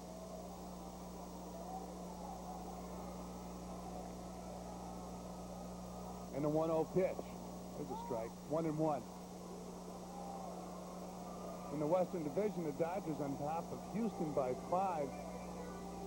Cincinnati 6.5 back. Tell you one thing, Magadan's playing right in looking for a bunt here. You got to give him the bunt. You've got to protect against the extra base hit. He is guarding the line, but boy, that ball can get by you in a hurry for a 2-base hit. I don't understand that position. And Lean swings through the fastball. 1-2. Now Magadan is moving back. Can Lean to pull Myers? Doesn't pull the ball that much. Hernandez dropping way back at first. Fouled out of play. Most of your middle infielders are the type of hitters that you would kind of bunch in the middle anyways. Or you could shift it. Like the Mets have, put everybody on the right side. Well, not everybody, but move them towards the right side of the outfield. Darryl Strawberry playing way over by the line. And Mookie Wilson moved over. Fastball, and Lean foul tips the ball into Gary Carter's glove, and that'll do it for the Pirates in more ways than one. The Mets beating the Pirates 7-5. It's 7 runs, 11 hits, 1 error for the Mets. 5 runs, 11 hits, no errors for the Pirates. Randy Myers on in relief of Roger McDowell, who relieved David Cone. Cone. Cone picks up his 15th victory of the season against 3 losses. And the magic number now for the New York Mets, the magic number is 18. So the Mets now 10 games in front of the Pirates. Some individual